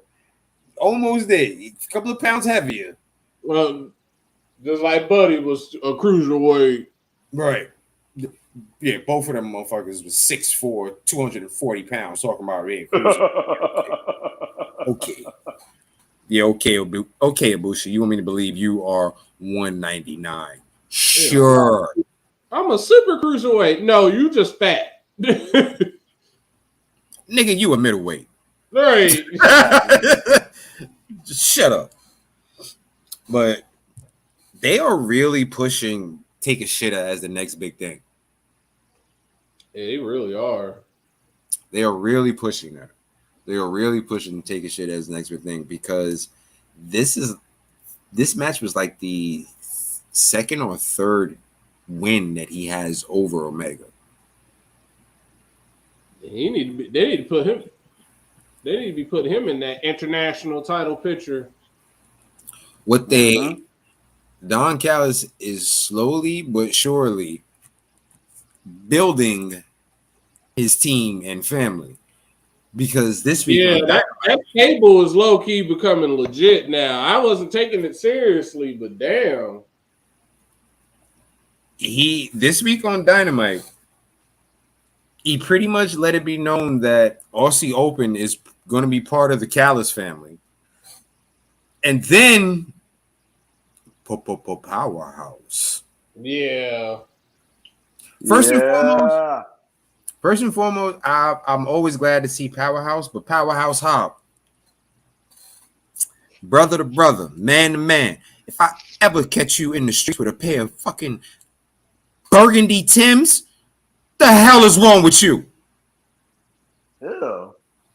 He just get it. He just get whatever. He don't be caring. I fucks with Powerhouse House. Somebody on Twitter was like, man, if it ain't one thing Hobbs gonna do, he gonna make sure he in a faction. I'm like, yeah, that is true. He always jumping into a faction. But then you see my face. He in the family. He in Don Callis family. So what they got? They got. I don't care about that. I don't care about that. I'm more concerned about them damn ugly ass Tims here. What the hell is wrong with you, boy? You buy a pair of Tims. You buy a pair of Tims. They come in one color. Construct. That's it. That's the only color Tims come in. He a different black. He a different.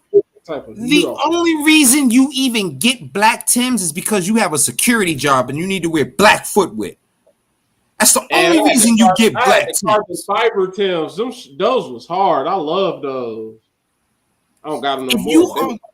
If you are wearing Timberland construction boots, and they better be the construction color.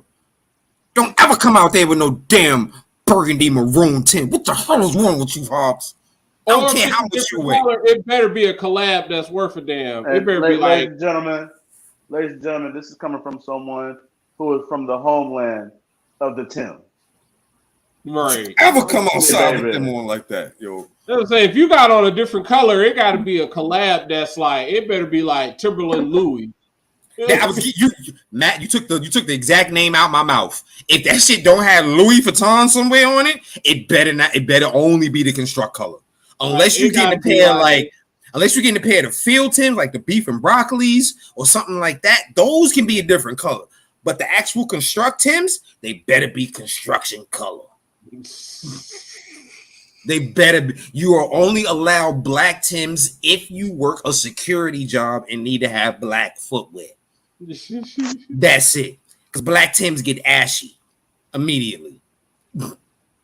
Yeah. We don't do them. If we don't do those blue, the reds, the orange. No. I see you with a pair of colored Tims on. I'm calling the police on you. Because you're clearly out here doing wrong and you're a menace to society. You need to be locked away.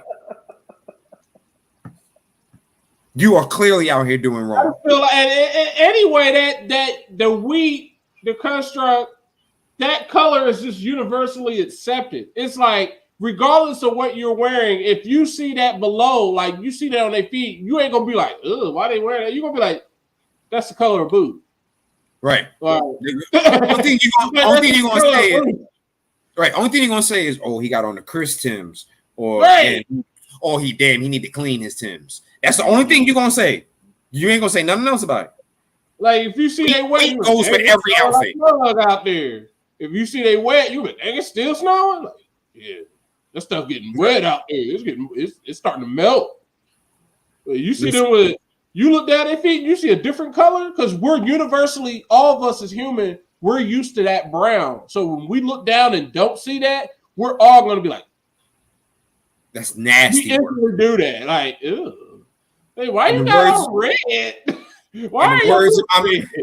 In the words of my man Will Mills on IG, nasty, straight nasty work.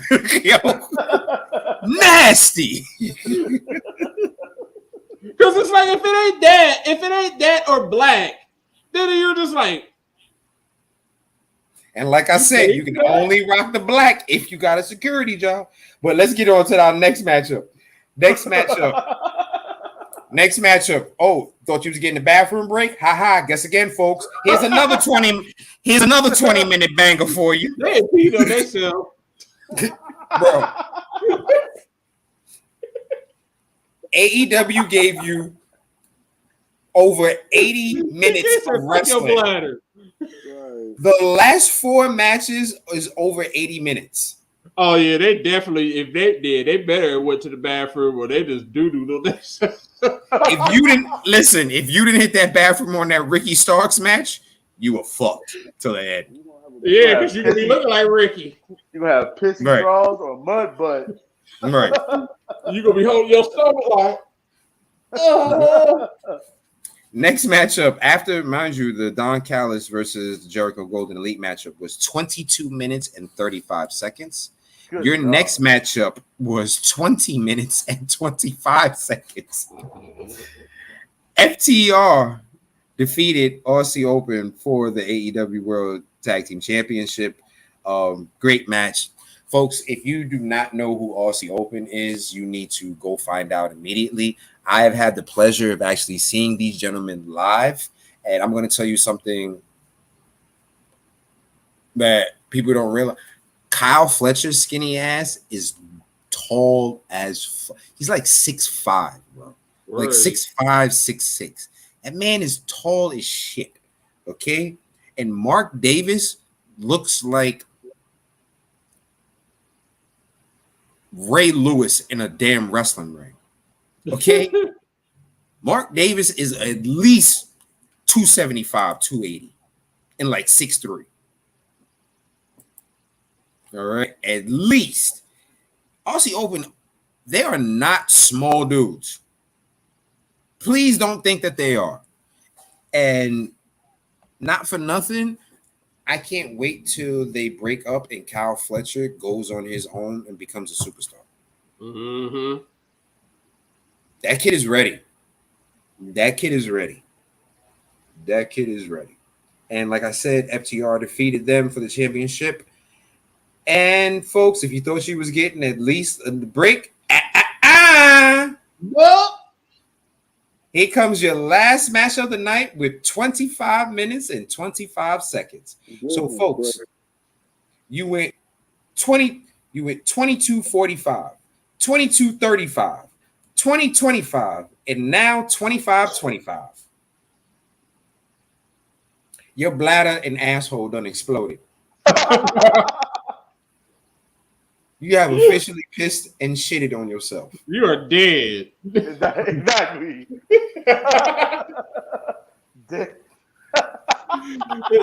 WrestleDream has turned into a Wrestle Nightmare. Listen, you better have got up. This match was 2 out of 3 falls. Christian Cage got up. Some people probably went a bunch of times during these matches because I know I would have. You wouldn't have missed it. It was still going on. And this was a 2 out of 3 falls match. Like, yeah, screw this. This was a 2 out of 3 falls match. Christian Cage won. At one point, Christian Cage committed murder on our television. Mm-hmm. Christian Cage jumped off of the ring into a body slam and threw Darby Allin into the stairs. And Darby Allin, I saw people on Twitter complaining like, okay, Darby, enough is enough. Like, bruh, no, you got to stop. Darby died for about 7 seconds. Just to let y'all know. Just to let y'all know, Darby died for a good 7 seconds. Because when his ass hit them stairs, he bounced, boosh, and then stayed there. And I thought, oh, this it. Ref, yeah, that's what they was like, it's sad. They're like, he needs to stop doing this because it's clear that Christian has to pick up his, like, he's like dead. And he's Christian picking up a corpse. I really thought that boy died. Yeah, he did look like he was just gone. I'm pretty sure he died for about a good 7 to 10 seconds.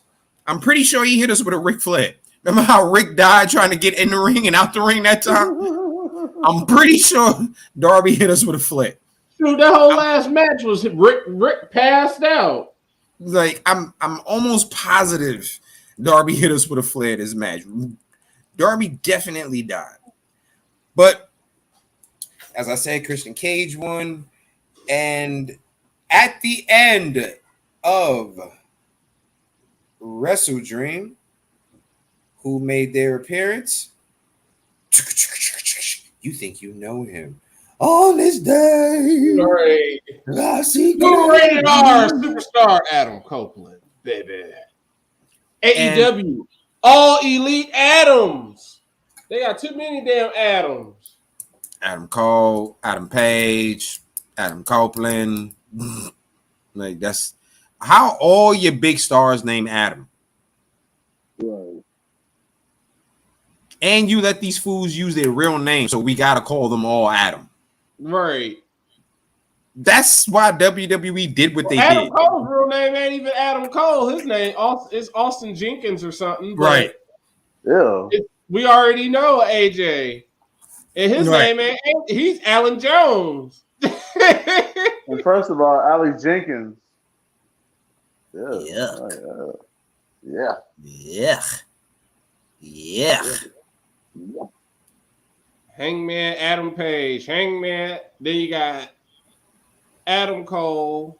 I didn't know Swerve's real name is Stefan. You know what's even funnier?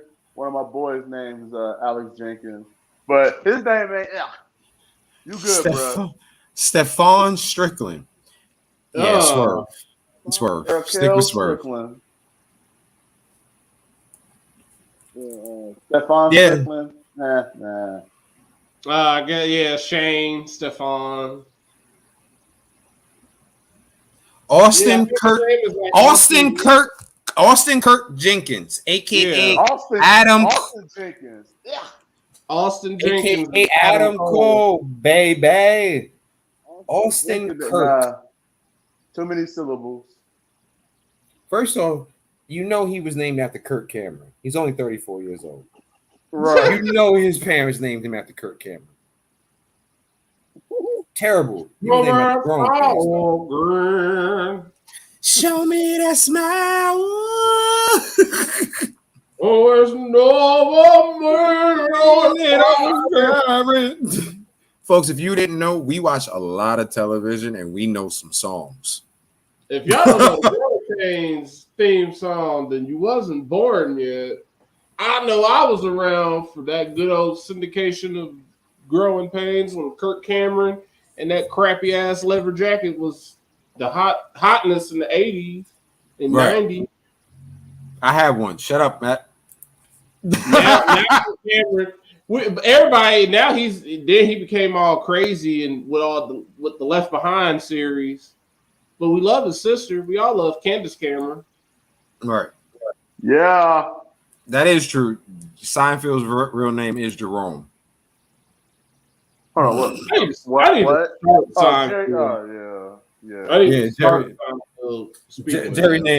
Jerry name Jerome.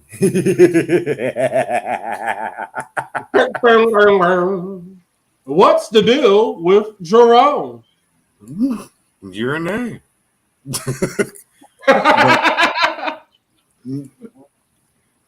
But folks, that was this week in wrestling. We had 2 pay-per-views. We went over that. We went over the little wrestling news that there was. Like I said, biggest wrestling news this week, of course, we all know, was Adam Copeland coming to AEW. Nothing really more except for the fact that Jade Cargill officially reported to the PC, and they had her everywhere. ESPN reported the fact that she got picked up by WWE. So yeah, the rocket is on Jade Cargill's back. If you didn't know, yeah, it's on there and it's already gone. All right, The boost is there. And we got Johnny Gargano back, so DIY is back. That is the other big news. Johnny, if you haven't noticed, there might be a Chet Lemon and Black Snow reunion. There might be. Oh yeah. But if you haven't noticed, for the past month, Tommaso Ciampa has been making little posts about Johnny Gargano saying, have you seen this guy? Like he's actually put up almost like lost and found posters of Gargano, listing all his accomplishments, talking about he's a terrible singer, stuff and all this other stuff. And this Monday, Tommaso Ciampa had a hell of a banger against the Ring General Gunta. Put up a great match. Almost won. Had me nervous. I ain't even gonna hold you. Had me nervous a little bit. But lost. And afterwards, he got jumped. And Johnny Gargano came out, and we had a DIY reunion. And the USA Network hit us with the real bullshit. I ain't never been so mad at them doing that. I remember when USA Network hit us with the super bullshit. Folks, if you are DIY fans, you know their finishing maneuver where they put their hands together. If Gargano comes with the kick, Ciampa with the knee. As they put their hands together to do the little, we about to do this, USA decides to cut Monday Night Raw off. They said, bitch, if you ain't going to re-sign with us, we ain't giving y'all extra time.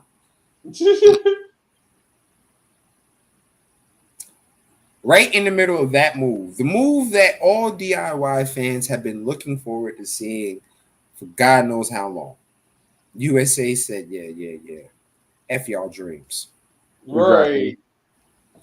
And then the sad part about it is if you try to go on social media to find that last clip, it cuts off at the same exact spot that USA did because everybody was taping it from USA. Right.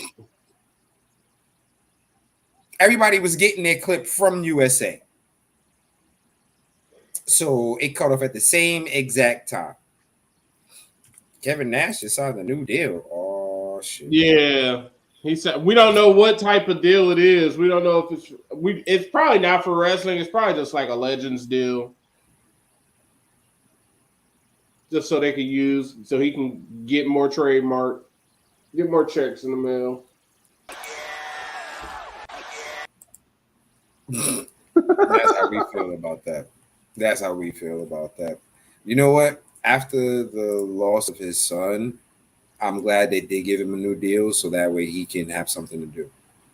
Yeah. Exactly. Keep his mind busy. Keep his mind busy, keep him around people that actually genuinely like him and care for him, some of his old buddies and stuff like that. You know, I'm glad that they actually did that. Well, folks, I think we've been electrifying. What do you think? Yes, we have. We Yeah. had 2 hours and 13 minutes of electrifying. Damn sure was. Baby. Folks, don't forget to follow us at Under the Ring Podcast as we air every week around 8:45-ish on Thursdays. Heavy on the ish. Heavy you know. on the ish. Hey, Follow life. Right. Follow us at facebook.com/undertheringpod or twitch.tv/undertheringpod. Plain and simple, folks, if you follow the page, you will never miss out when we are coming on. Don't forget, you can also follow us at linktree/undertheringpod where you'll find this sexy beast. Recover soon, Mongo. Yeah. Great push, SK. You got me, Rock Ribs 44. You got Mike, Mr. Fresh Bid. You got Matt, The Right Answer. You got Tito, Boriel Mariente. Ding, ding, ding. Folks, if you didn't know also, besides being our street team captain, our boy Tito J is also an actual DJ. If you are in the NYC area and you are looking for a DJ for your festivities, whether it be a wedding, birthday party, hit this man up right here. He's who you need to see. And of course, our news correspondent, our boy Justin D. Baxley. Folks, thank you for joining us. Oh, Reggie. Oh, bravo. Bravo. Folks. Yeah. That definitely is that's definitely a shout out worthy, Reggie. Good move, Reggie. Definitely shout out worthy. Folks, plain and simple. Thank you for joining us. We'll see y'all next week. Same time, same place. Absolutely not. My belt. Absolutely not. Do it or don't. Don't I, man. Do it or don't. Break time.